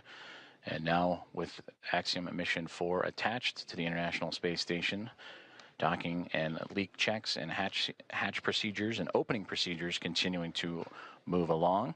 The crew aboard the SpaceX Dragon Grace spacecraft going through their procedures, as well as the 7 members of the Expedition 73 crew who are in the middle of their workday, and namely NASA astronaut Nicole Ayers and Anne McLean, who oversaw today's approach monitoring from the cupola of the International Space Station, that window to the world that you see so many wonderful views from. And Nicole Ayers currently working in the space-facing hatch of the Harmony module, where on the other side of the APAS hatch and vestibule is the Dragon SpaceX spacecraft. Airs will use a small valve on that station's hatch to slowly introduce air into the vestibule. That's the space between the Dragon spacecraft and the International Space Station. That area has been exposed to vacuum of space, so that needs to be brought up to 1 atmosphere, or about 14 psi, what we know here on Earth as the pressure at sea level. And the flight controllers here in Houston will continue to monitor that pressure and temperature readings inside and verify that everything is leak-free before we go ahead and open up the hatches.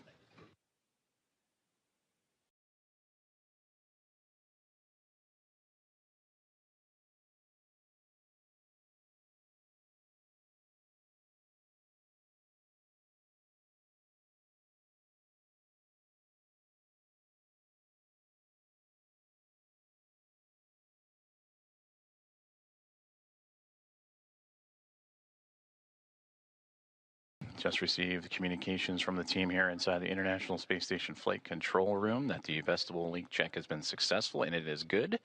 So they will continue to move forward with the hatch opening procedures.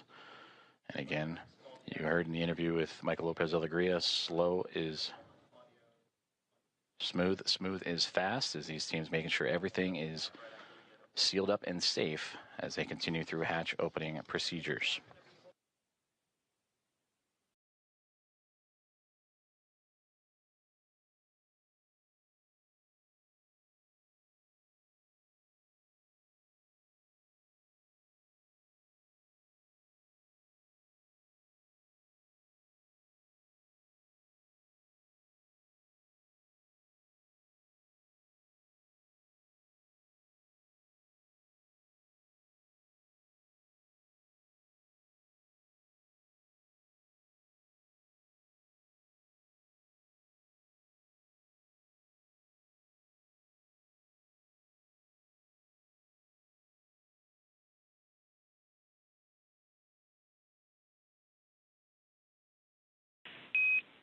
Station Houston on the Big Loop. We are doing some more troubleshooting for the C2V2 audio issue, so Big Loop is going to be down for another 5 minutes. In the meantime, you are go to pick up in step 3.1 of 2.102, and NASA TV should be available on VME TV now.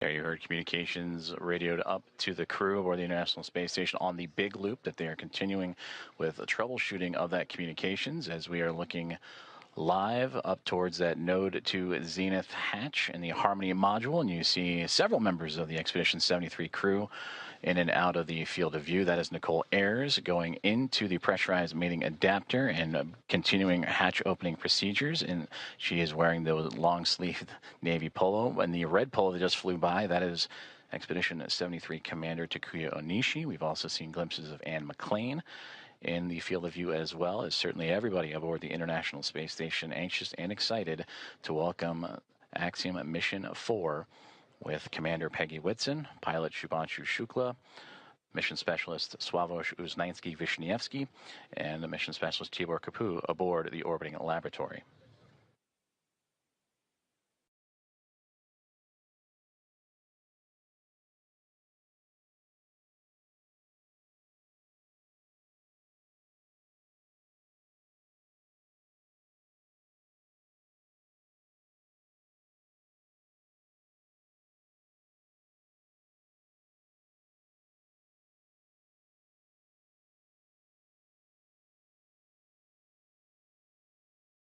This is Mission Control Houston. If you are just joining us, you are following along with live coverage of the docking and soon-to-be hatch opening and welcome remarks of Axiom Mission 4 to the International Space Station.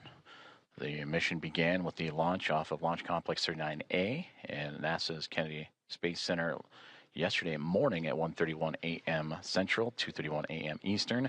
That took them on a journey that was a little more than a day to get them to the orbiting lab. They have since docked, and contact was at 5:31 a.m. Central Time. And after the connections made, the hooks driving to form the hard mate, umbilicals with power and communications connections all run. Now it is those hatch opening procedures and leak checks that the crew is currently working through aboard the International Space Station, while the crew aboard Station the on 2 for step 3.2, seeing about 0 for the DVTT, looking for your go to continue.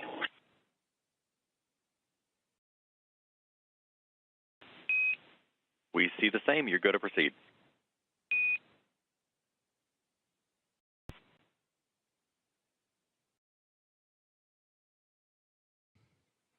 And continued communications as Nicole Ayers once again floating into that pressurized mating adapter and continuing those hatch opening procedures to welcome Axiom Mission 4.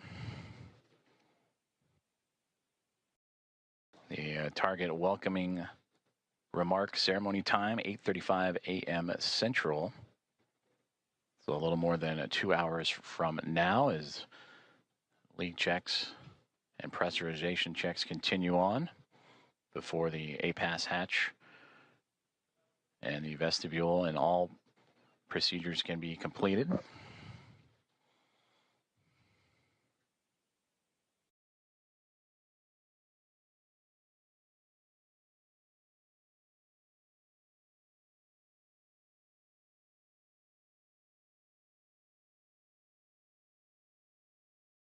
And a great view of some of those procedures as Nicole Ayers again. You can see her with that right hand turning the crank and working on that hatch to continue those procedures.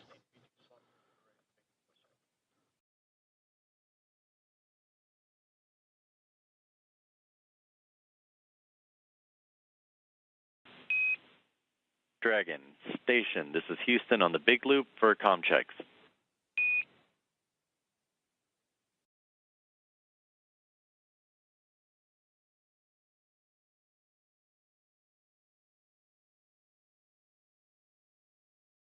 Dragon has you loud and clear.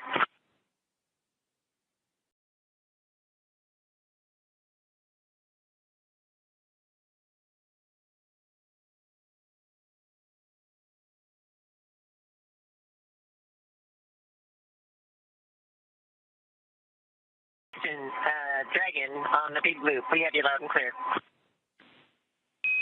And Dragon, we read you the same.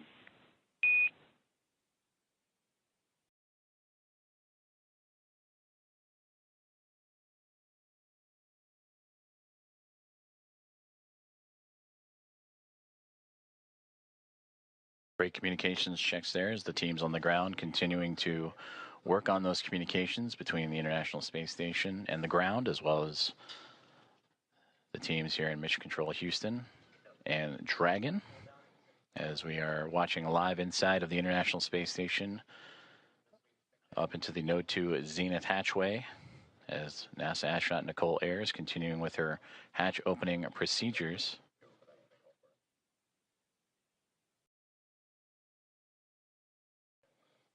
Docking of Axiom Mission 4 to the orbiting laboratory occurred about an hour and 10 minutes ago at 5:31 a.m. Central, and since then the crews for both station and inside Dragon have been going through those procedures and making sure everything is as it needs to be, including the proper leak checks and stowage from both perspectives, before continuing on with hatch opening procedures and welcoming remarks. We'll continue to provide updates, and you'll hear calls on the big loop of all four parties, NASA's Mission Control and the International Space Station Flight Control Room, SpaceX in Hawthorne, California, and the teams and the Expedition 73 crew aboard the International Space Station and Axiom Mission 4 aboard the Dragon and Grace Dragon, Houston on the spacecraft. big loop. Stand by for hardline audio config.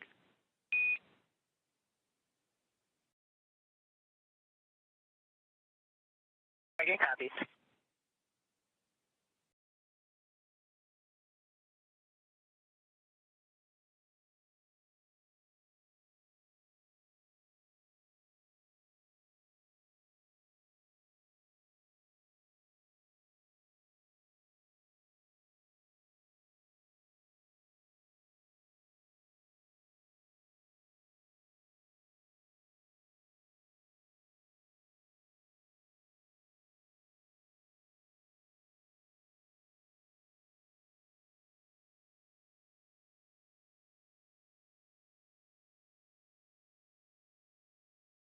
Also a part of these procedures, and once hatch opening continues to move along, the crews will install IMV ducting to help mix the air of the space station environment with the air inside of Dragon and seal up some of those lithium hydroxide cartridges that scrub the carbon dioxide inside of the Dragon spacecraft. And that was on their ride to the International Space Station. They'll also check some vent valves as we go and maybe need a little bit more time on board, but these last final checks are crucial to make sure everything is good to go, since it will remain docked to the International Space Station for nearly 2 weeks.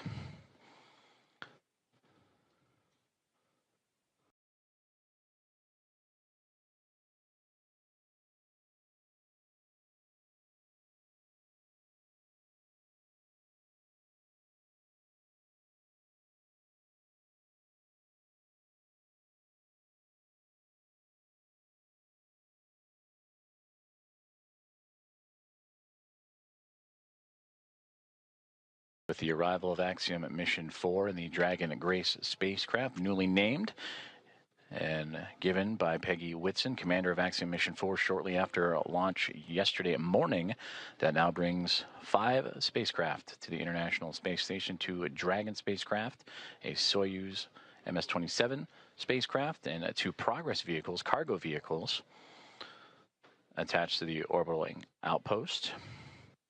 For Dragon, it is Endurance and Grace, connected to the forward and now zenith ports of the Harmony module, with 2 Progress vehicles and that Soyuz MS-27 also connected. And once the Axiom Mission 4 crew makes its way aboard station, that'll bring, since 1998, 288 visitors to the orbital outpost.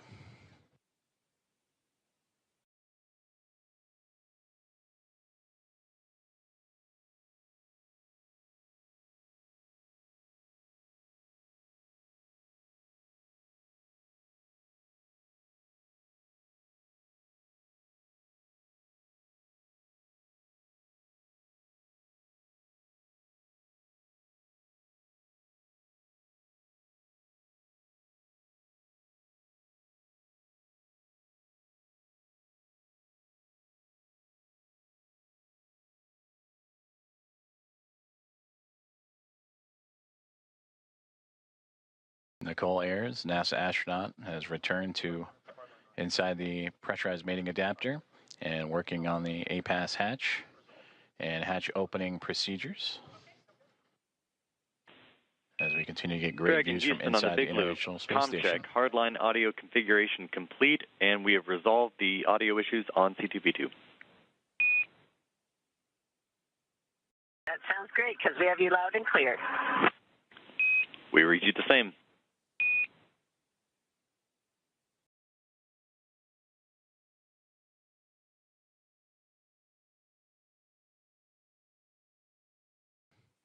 And that was a good communications checkout from the teams on the ground up to Dragon Grace on the C2V2 line, common communications for visiting vehicles, and that communications line connecting all parties.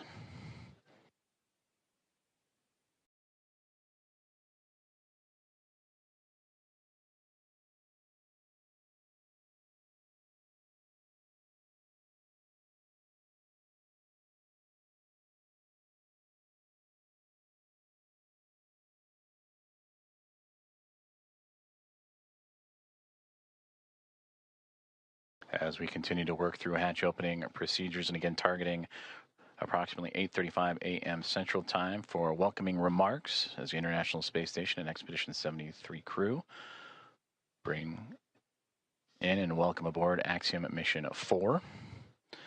Both the orbiting laboratory and the newly docked SpaceX Dragon spacecraft over the northern Pacific Ocean, about to cross into the west coast of North America, right along the U.S.-Canadian border.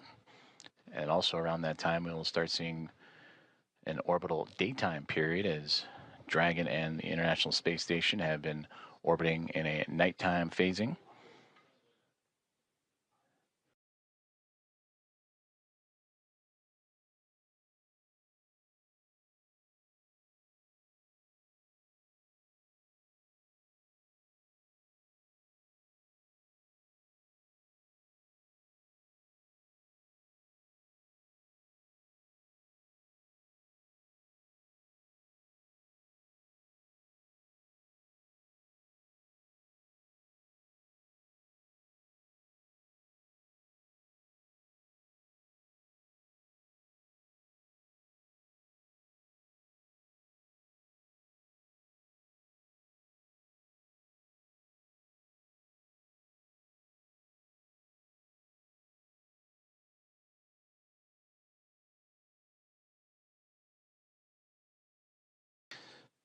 Currently experiencing a satellite handover period, and we'll continue to bring you the live views from the International Space Station, both inside or exterior.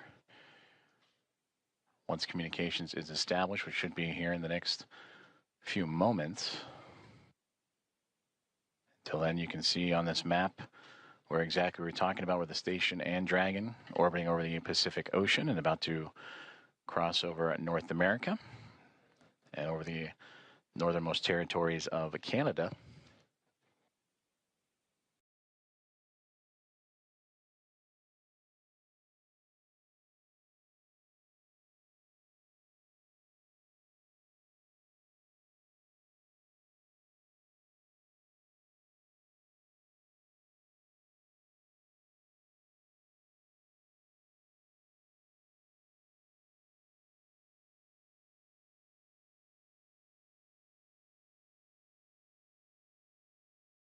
As we wait for those communications to return, to recap, Axiom Mission 4 has connected with the International Space Station after launching from NASA's Kennedy Space Center yesterday morning at 1:31 a.m.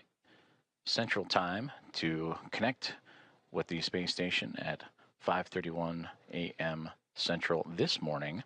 So a little more than a day's transit, and where it would execute a sequence of burns to raise its altitude and close the distance between Dragon spacecraft, Dragon Grace, and the International Space Station through a phase burn, boost burn, close burn, transfer burn, and then eventually the co-elliptic burn, to make sure that the spacecraft is on the same pathway as the International Space Station and able to make its way up and over top of it to connect to the space-facing port of the Harmony module, the Node 2 Zenith port, as we now get views back inside of the International Space Station. That is a view from the other side. We mentioned the space-facing port. That is looking up into where the hatchways will be to allow for the Axiom Mission 4 crew to pass through and be brought aboard the International Space Station. For Peggy Whitson, commander of Axiom Mission 4, her second flight as an Axiom commander after previously serving as commander of Axiom Mission 2. This is her 5th flight and return to the International Space Station, where she continues to build on an impressive career, the most experienced United States astronaut. Entered the mission with 675 days to her credit, and will certainly add to that record-setting total in her time aboard the orbiting laboratory, and bringing up pilot Shubhanshu Shukla of ISRO, Sławosz Uznański-Wiśniewski of Polska, and Tibor Kapu of HUNOR. And for Shukla, Uznański-Wiśniewski, and Kapu, representing India, Poland, and Hungary respectively, for those nations, it'll be their first time coming to the International Space Station. Nicole Ayers, and the last one into the hatch, I believe that was Anne McLean, making her way in as they continue to work through hatch opening procedures.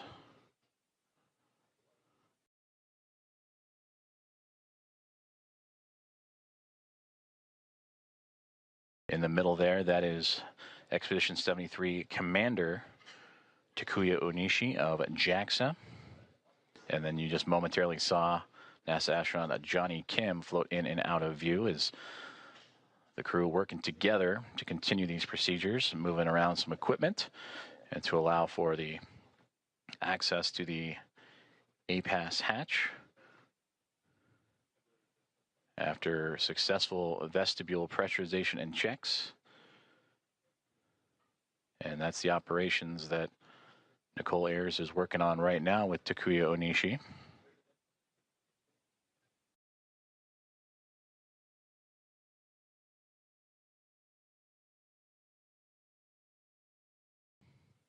And Johnny Kim with camera in hand to document these procedures.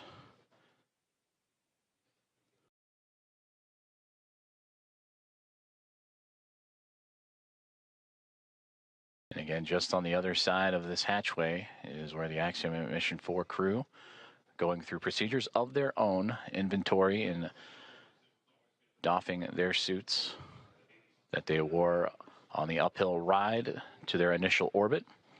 And after an off-duty period, would put back on for those dynamic phases of flight, starting with the approach initiation burn that occurred earlier this morning.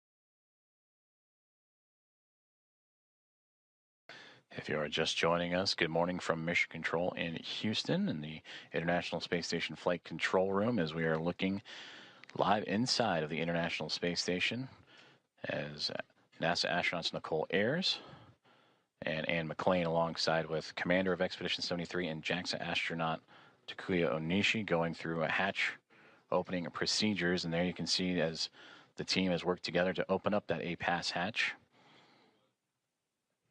and continue on with those procedures to welcome aboard eventually the Axiom Mission 4 crew with the welcome remarks currently still targeting. The big loop, the A-pass hatch is open and no condensation observed on the field. Houston copies. Looks great. Thank you.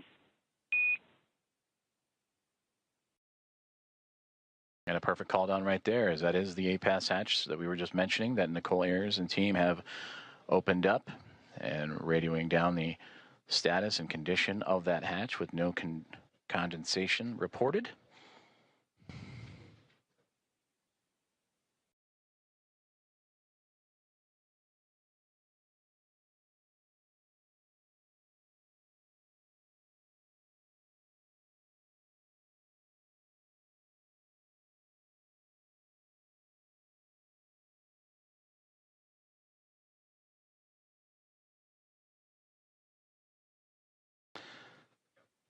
And as Nicole Ayers continues to work on that hatch, you'll also see that hatch be covered up to give an extra level of safety to allow for the Axiom Mission 4 team to pass smoothly without having to worry about any additional hazards as they pass through the vestibule and pressurized mating adapter and eventually into the Harmony module of the International Space Station.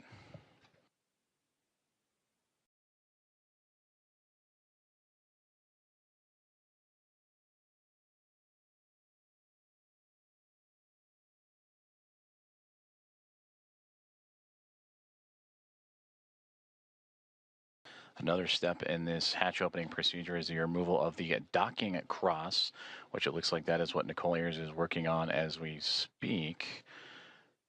And you sometimes catch glimpses of it on the docking procedures that was exposed to the vacuum of space to help provide targeting for visiting vehicles. But that'll be another step in this hatch opening process, again, to help clear the way for that pass-through between the Dragon SpaceX Grace spacecraft and the International Space Station.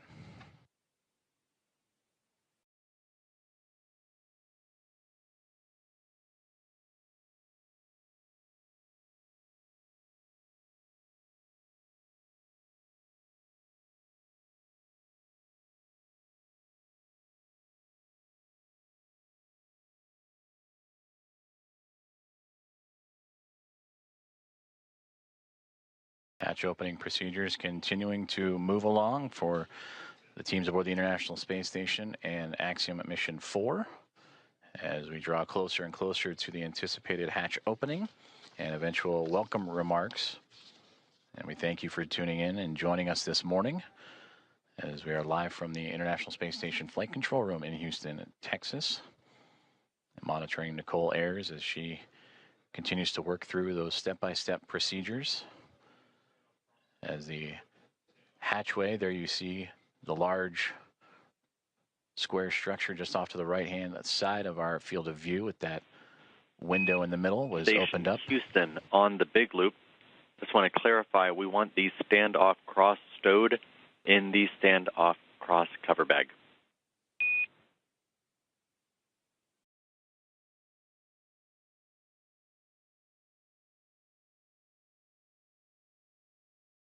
Station copies.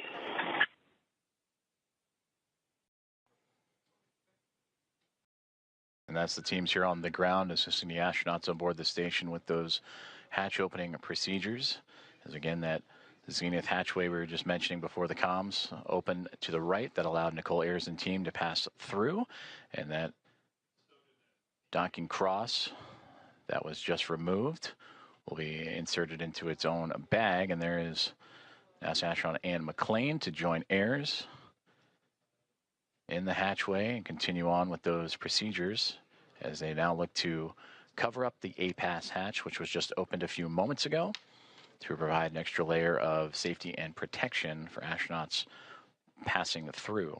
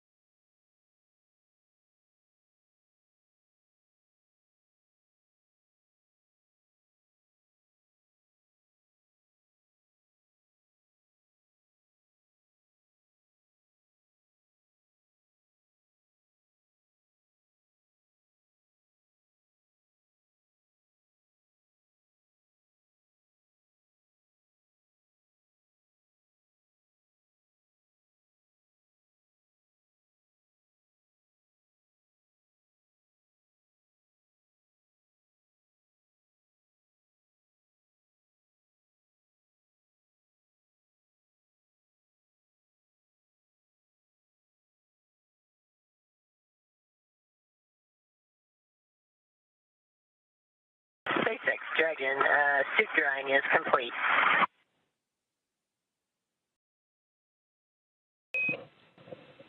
And Dragon, we copy on the big loop, suit drying complete.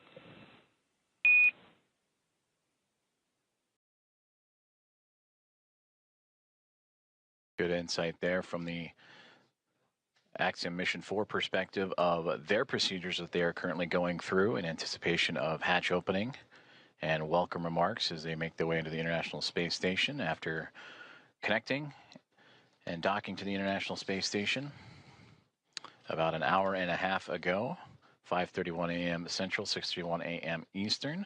They went through their procedures, inventory and stowage and doffing of their suits that they wore from launch yesterday morning from Cape Canaveral, Florida, and NASA's Kennedy Space Center, and then during the dynamic portions of operations, and are now settling into their flight suits that they will bring in and wear as they cruise into the International Space Station. And that's the view we see from the orbiting laboratory is NASA astronaut Ann McLean and Nicole Ayers working through their procedures for hatch opening. The APAS hatch is open after successful vestibule pressurization and checks. They are now covering up that APAS hatch. SpaceX Dragon in step 5 of 2.102. We're waiting your go for hatch open. Dragon, SpaceX copies on the big loop. You are standing by for hatch opening. We are waiting for hardline connections to be complete. I'll call back with a go. Okay, thanks. Sorry to rush you.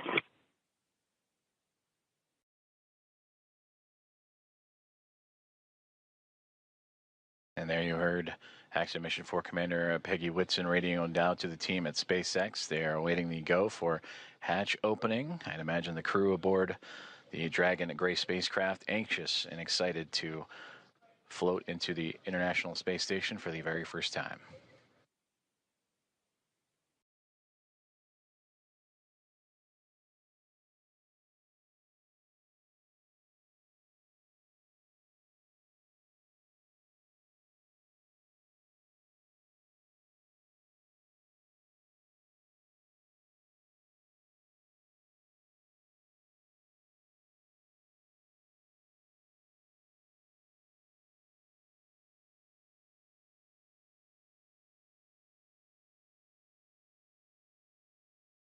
And you just saw that orange ductwork or hose-like piece of equipment that Ann McLean and Nicole Ayers were just operating with. That's a part of helping mix the air between the International Space Station and the Dragon spacecraft.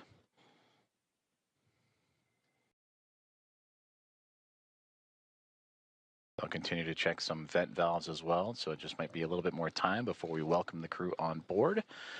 But these final checks, again, critical to making sure that everything is good and sealed tight with no leaks and no issues, as Dragon Grace will be docked to the International Space Station for approximately the next 2 weeks.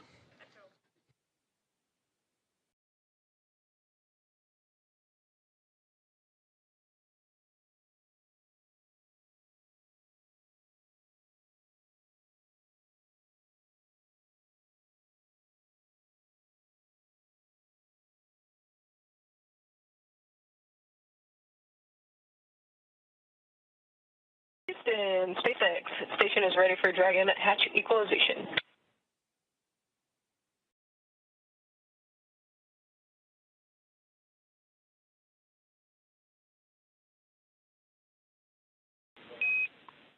Houston, copy. Stand by.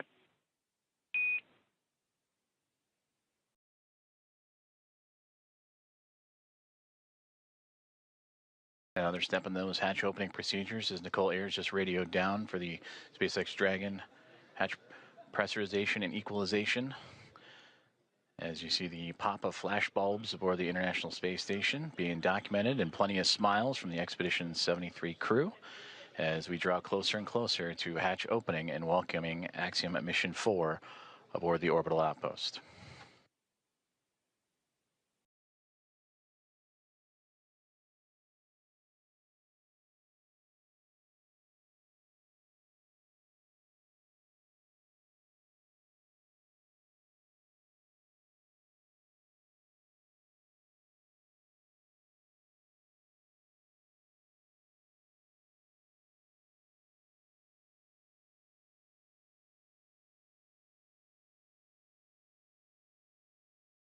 Meanwhile, here on the ground inside NASA's Mission Control, the International Space Station Flight Control Room, anticipation also building up as the room starting to fill with NASA leadership, as well as the Athena flight team continuing to work through the hatch opening procedures.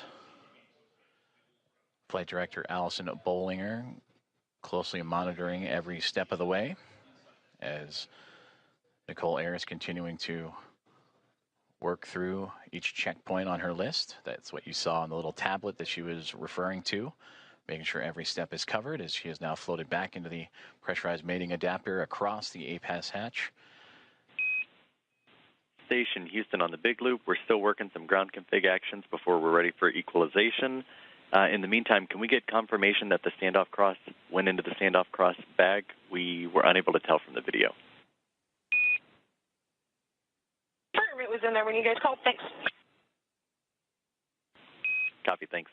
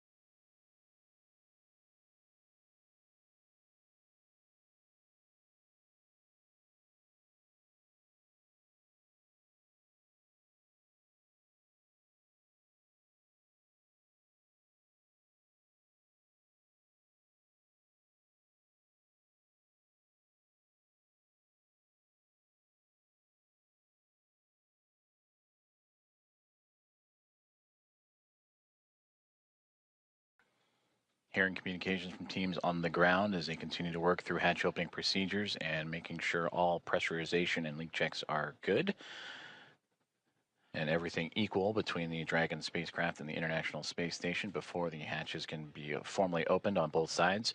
You can see into this hatchway the space-facing port or into the space-facing side of the Harmony module aboard the International Space Station and the International Docking Adapter that welcomed the connection of Axiom Mission 4 at 5:31 a.m. Central Time earlier this morning. And since then, the crews aboard both the Dragon Gray spacecraft and International Space Station have been diligently working and continue to monitor the progress of that hatch opening, with teams on the ground also following suit.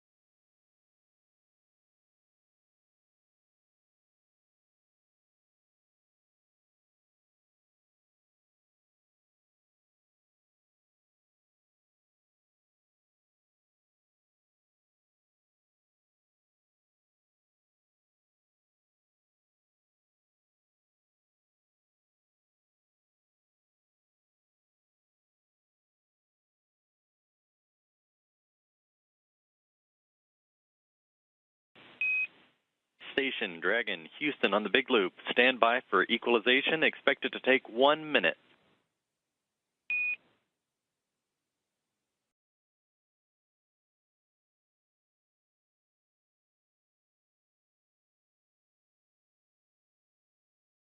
Station copies 1 minute. Dragon copies 1 minute.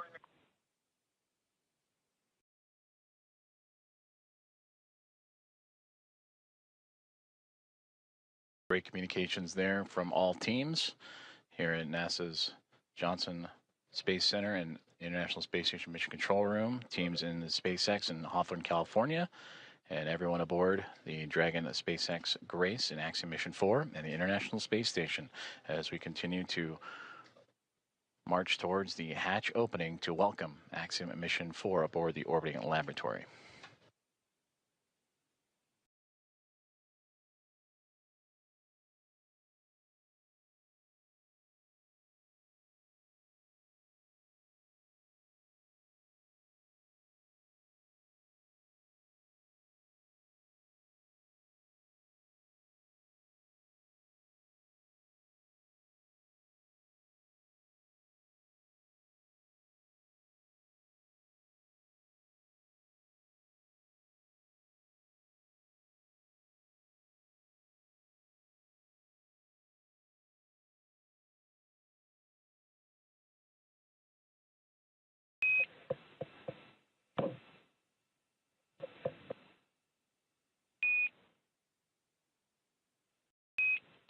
Dragon SpaceX on the big loop. You are go for hatch opening per the decal, followed by the remaining actions in Procedure 4.400, Section 6.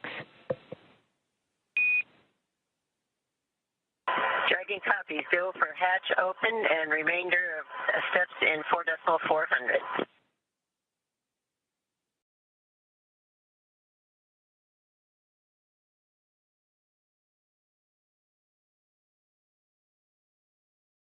We are go for hatch opening is what you have just heard.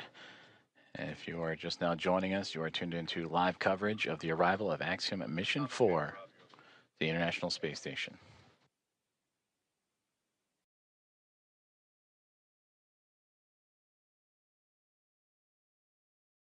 And SpaceX Dragon, hatch is coming open. SpaceX copies.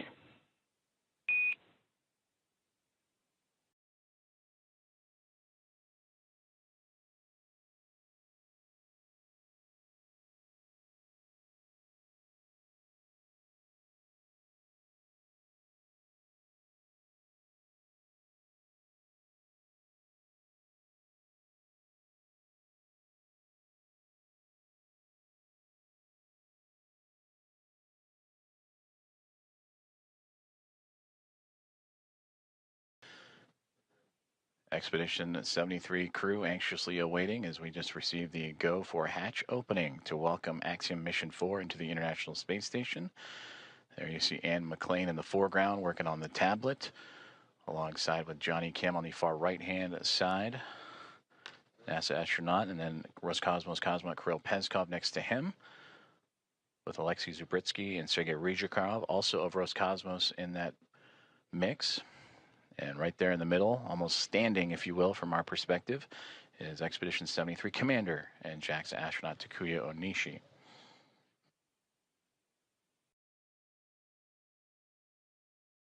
From this view, they are looking SpaceX up. Dragon hatch is open at 12:14, and we're requesting the go for the LIO change.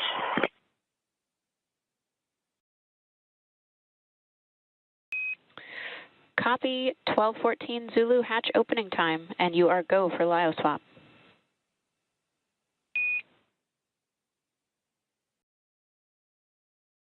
And there you heard that the hatch is open and confirmed at 7:14 a.m. Central Time, as the hatches are open between SpaceX Dragon Grace spacecraft and the International Space Station.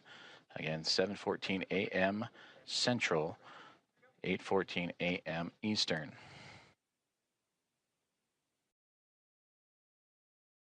And you heard also the swaps of the LIO canisters. That's the lithium hydroxide cartridges that scrubbed carbon dioxide inside of the Dragon spacecraft on the ride to the International Space Station. Also, Nicole Ayers out of view, but if from this perspective, looking up, she is operating with the Axiom Mission 4 team to help refresh the air and cycle air between the two craft as they continue a few more procedures before floating across and into the orbiting laboratory for the first time.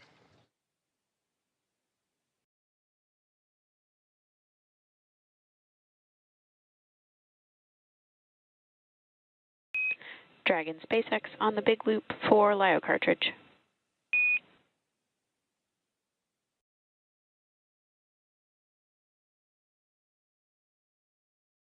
Head for LIO cartridge.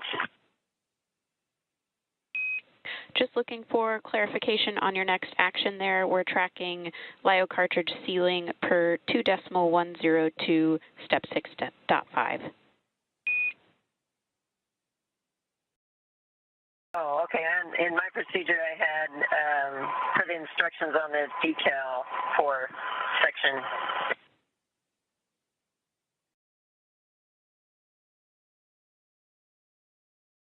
For section 4 of the instructions on the decal. And copy that, Peggy. We'll defer to the instructions in 2.102.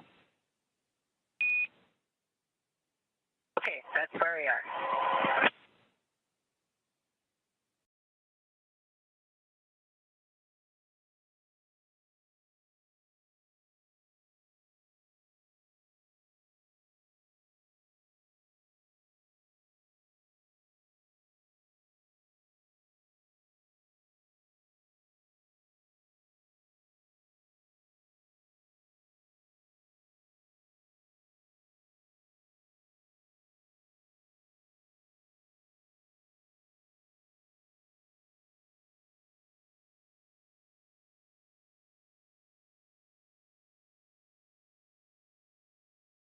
You just heard communications between Axiom Mission 4 Commander Peggy Whitson and the teams on the ground as they were talking about the swapping of the lithium hydroxide cartridges as the hatch has been opened between the Dragon spacecraft and the International Space Station just a few moments ago at 7:14 a.m.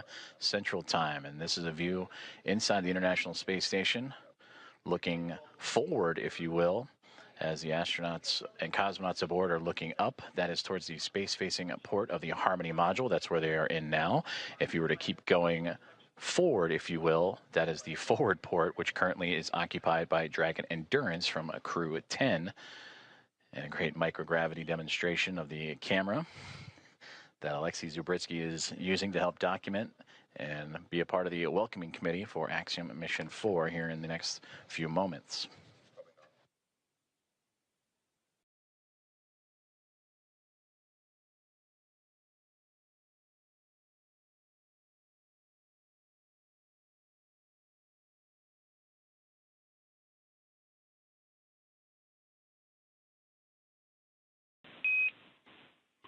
Dragon Houston on the big loop.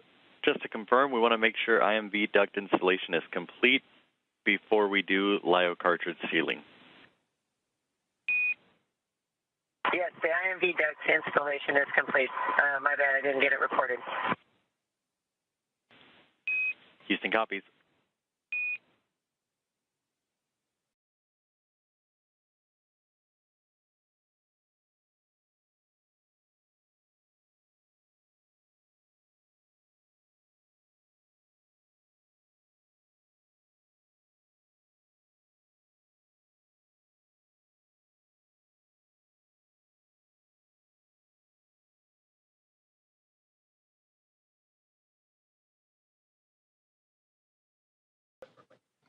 Now we switch views from pretty much the point of view of what the astronauts have been looking at. From what we have seen, they were looking up, and this is the shot up into that node 2 zenith hatchway of the Harmony module. That is Nicole Ayers, NASA astronaut, just on the other side of that APAS hatchway, working with the Axiom Mission 4 crew. You heard them talking about IMV ducting and LIO cartridges. That IMV ducting helps mix the air of the International Space Station environment with the air inside of Dragon. And then also looking to seal up some of those lithium hydroxide cartridges that are used to scrub carbon dioxide from the air in the spacecraft on their journey to the International Space Station. And that journey started yesterday morning, 1:31 a.m. Central Time, 2:31 a.m. Eastern, as they would launch on the SpaceX Dragon, newly named Grace spacecraft, on a Falcon 9 rocket from Launch Pad 39A at NASA's Kennedy Space Center, and would chase down the International Space Station earlier this morning at 5:31, nearly 2 hours ago, 5:31 a.m. Central, 6:31 a.m. Eastern, a little bit more of a day's transit. Houston and SpaceX Dragon arrival configuration is complete.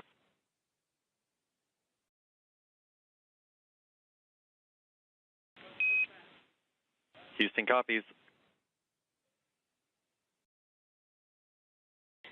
SpaceX copies.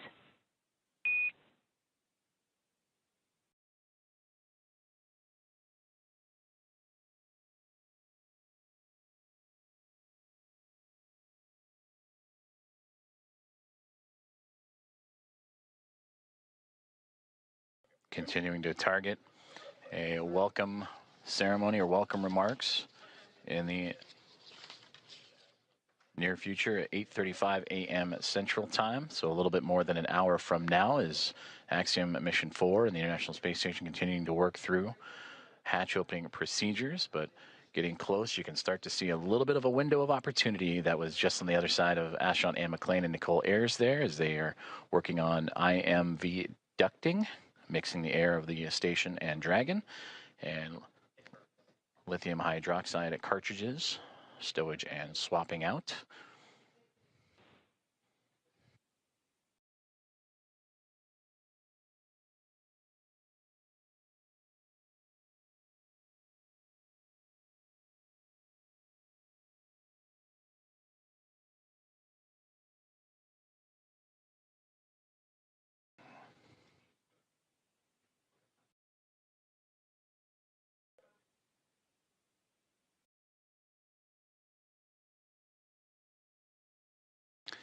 So Anne McLean and Nicole Ayers are starting to clear out the hatchway, and we are going to see the first views of Axiom Mission 4. Commander Peggy Whitson, the first one across the APAS hatch, receiving great big hugs from Nicole Ayers and the Expedition 73 crew.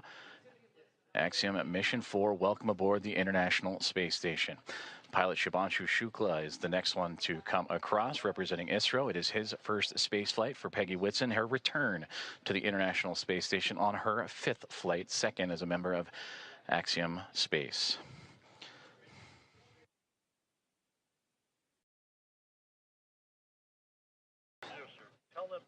Sławosz Uznański-Wiśniewski of ESA, representing the nation of Poland. And their first visit to the International Space Station is next to cross the hatchway. And warm hugs all around. And applause breaking out here inside of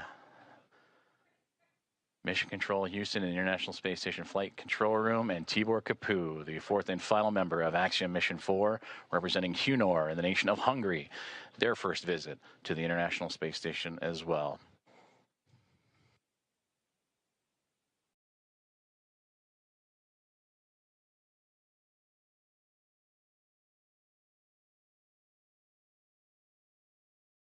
Great big hugs and handshakes across all members of Expedition 73 and Axiom Mission 4 is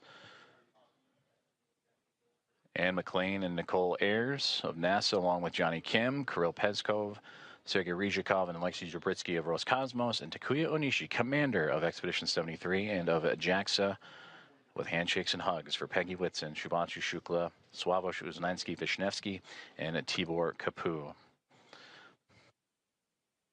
And with their arrival to the International Space Station, that now makes 288 visitors to the orbiting laboratory.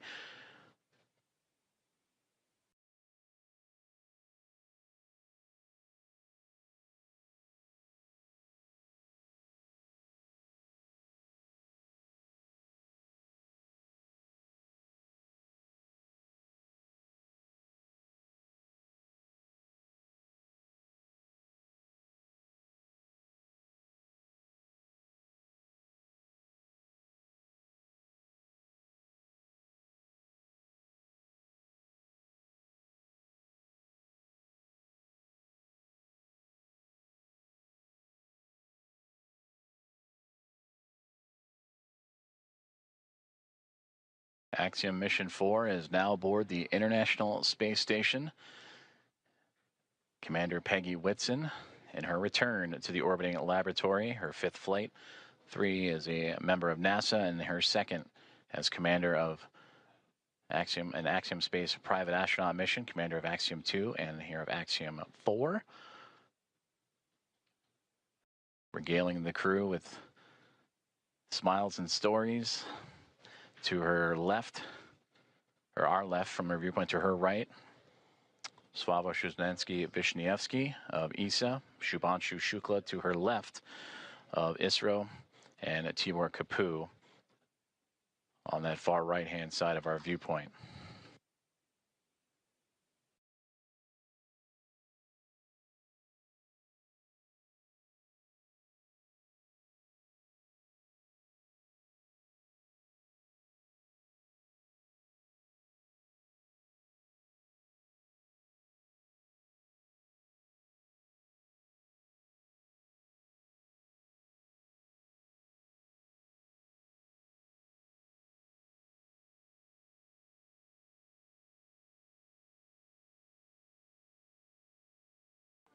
The crew is safely aboard the International Space Station. Welcome again to Axiom Mission 4. And we are continuing to target a formal welcome remark from the crew and being joined by the Expedition 73 team as well. That'll be at approximately 8:35 a.m. Central Time. And from there, they will receive a safety briefing and begin their nearly approximately 2-week mission aboard the International Space Station, in which they will participate in around 60 research investigations representing 31 countries, with more than 24 of those experiments sponsored by the ISS National Lab.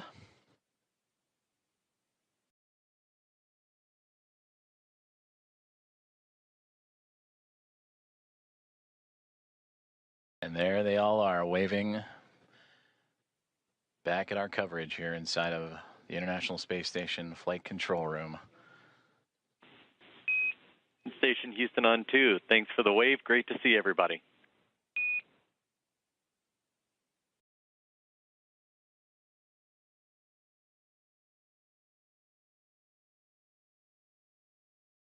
Houston Station, we're happy to be here. It's so great to be here finally. It was a long quarantine.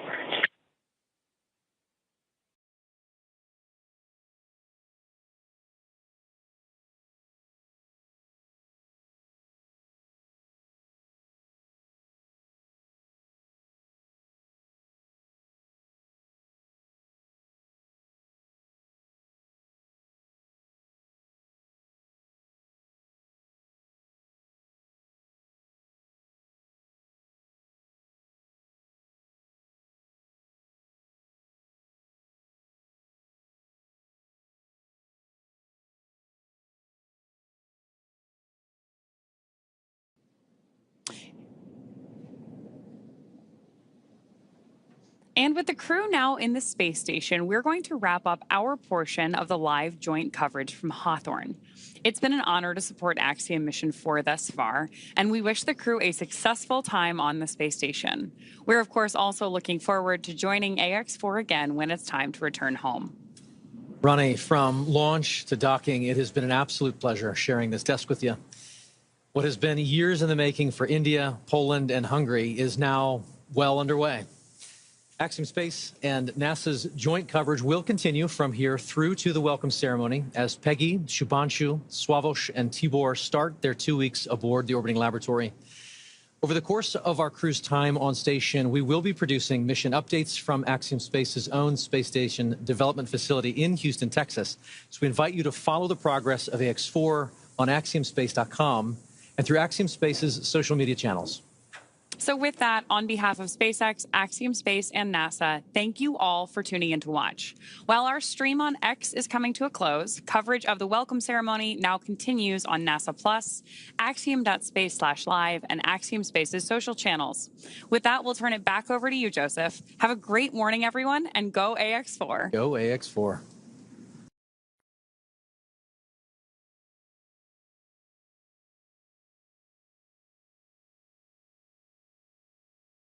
We continue on with our live coverage of the arrival of Axiom Mission 4 to the International Space Station, the fourth private astronaut mission to arrive to the orbital outpost, and the first since January of 2024. We just saw the crew of 4, including Commander Peggy Whitson, Shubhanshu Shukla, pilot of ISRO, Sławosz Uznański-Wiśniewski, and Tibor Kapu of ESA and HUNOR, respectively, crossed the hatchway and into the orbital outpost for the very first time. We're continuing to follow along as we'll wait for the formal welcoming remarks that are currently scheduled for roughly 8:35 a.m. Central Time, so a little bit more than an hour to go as the crew continues to settle in. After you heard the remarks from Peggy Whitson mentioning the long quarantine, the ride up, which took a little bit more than a day's time to do so. As the teams here in the International Space Station Flight Control Room and special guests in the viewing room at the back of your screen on hand to witness this special moment.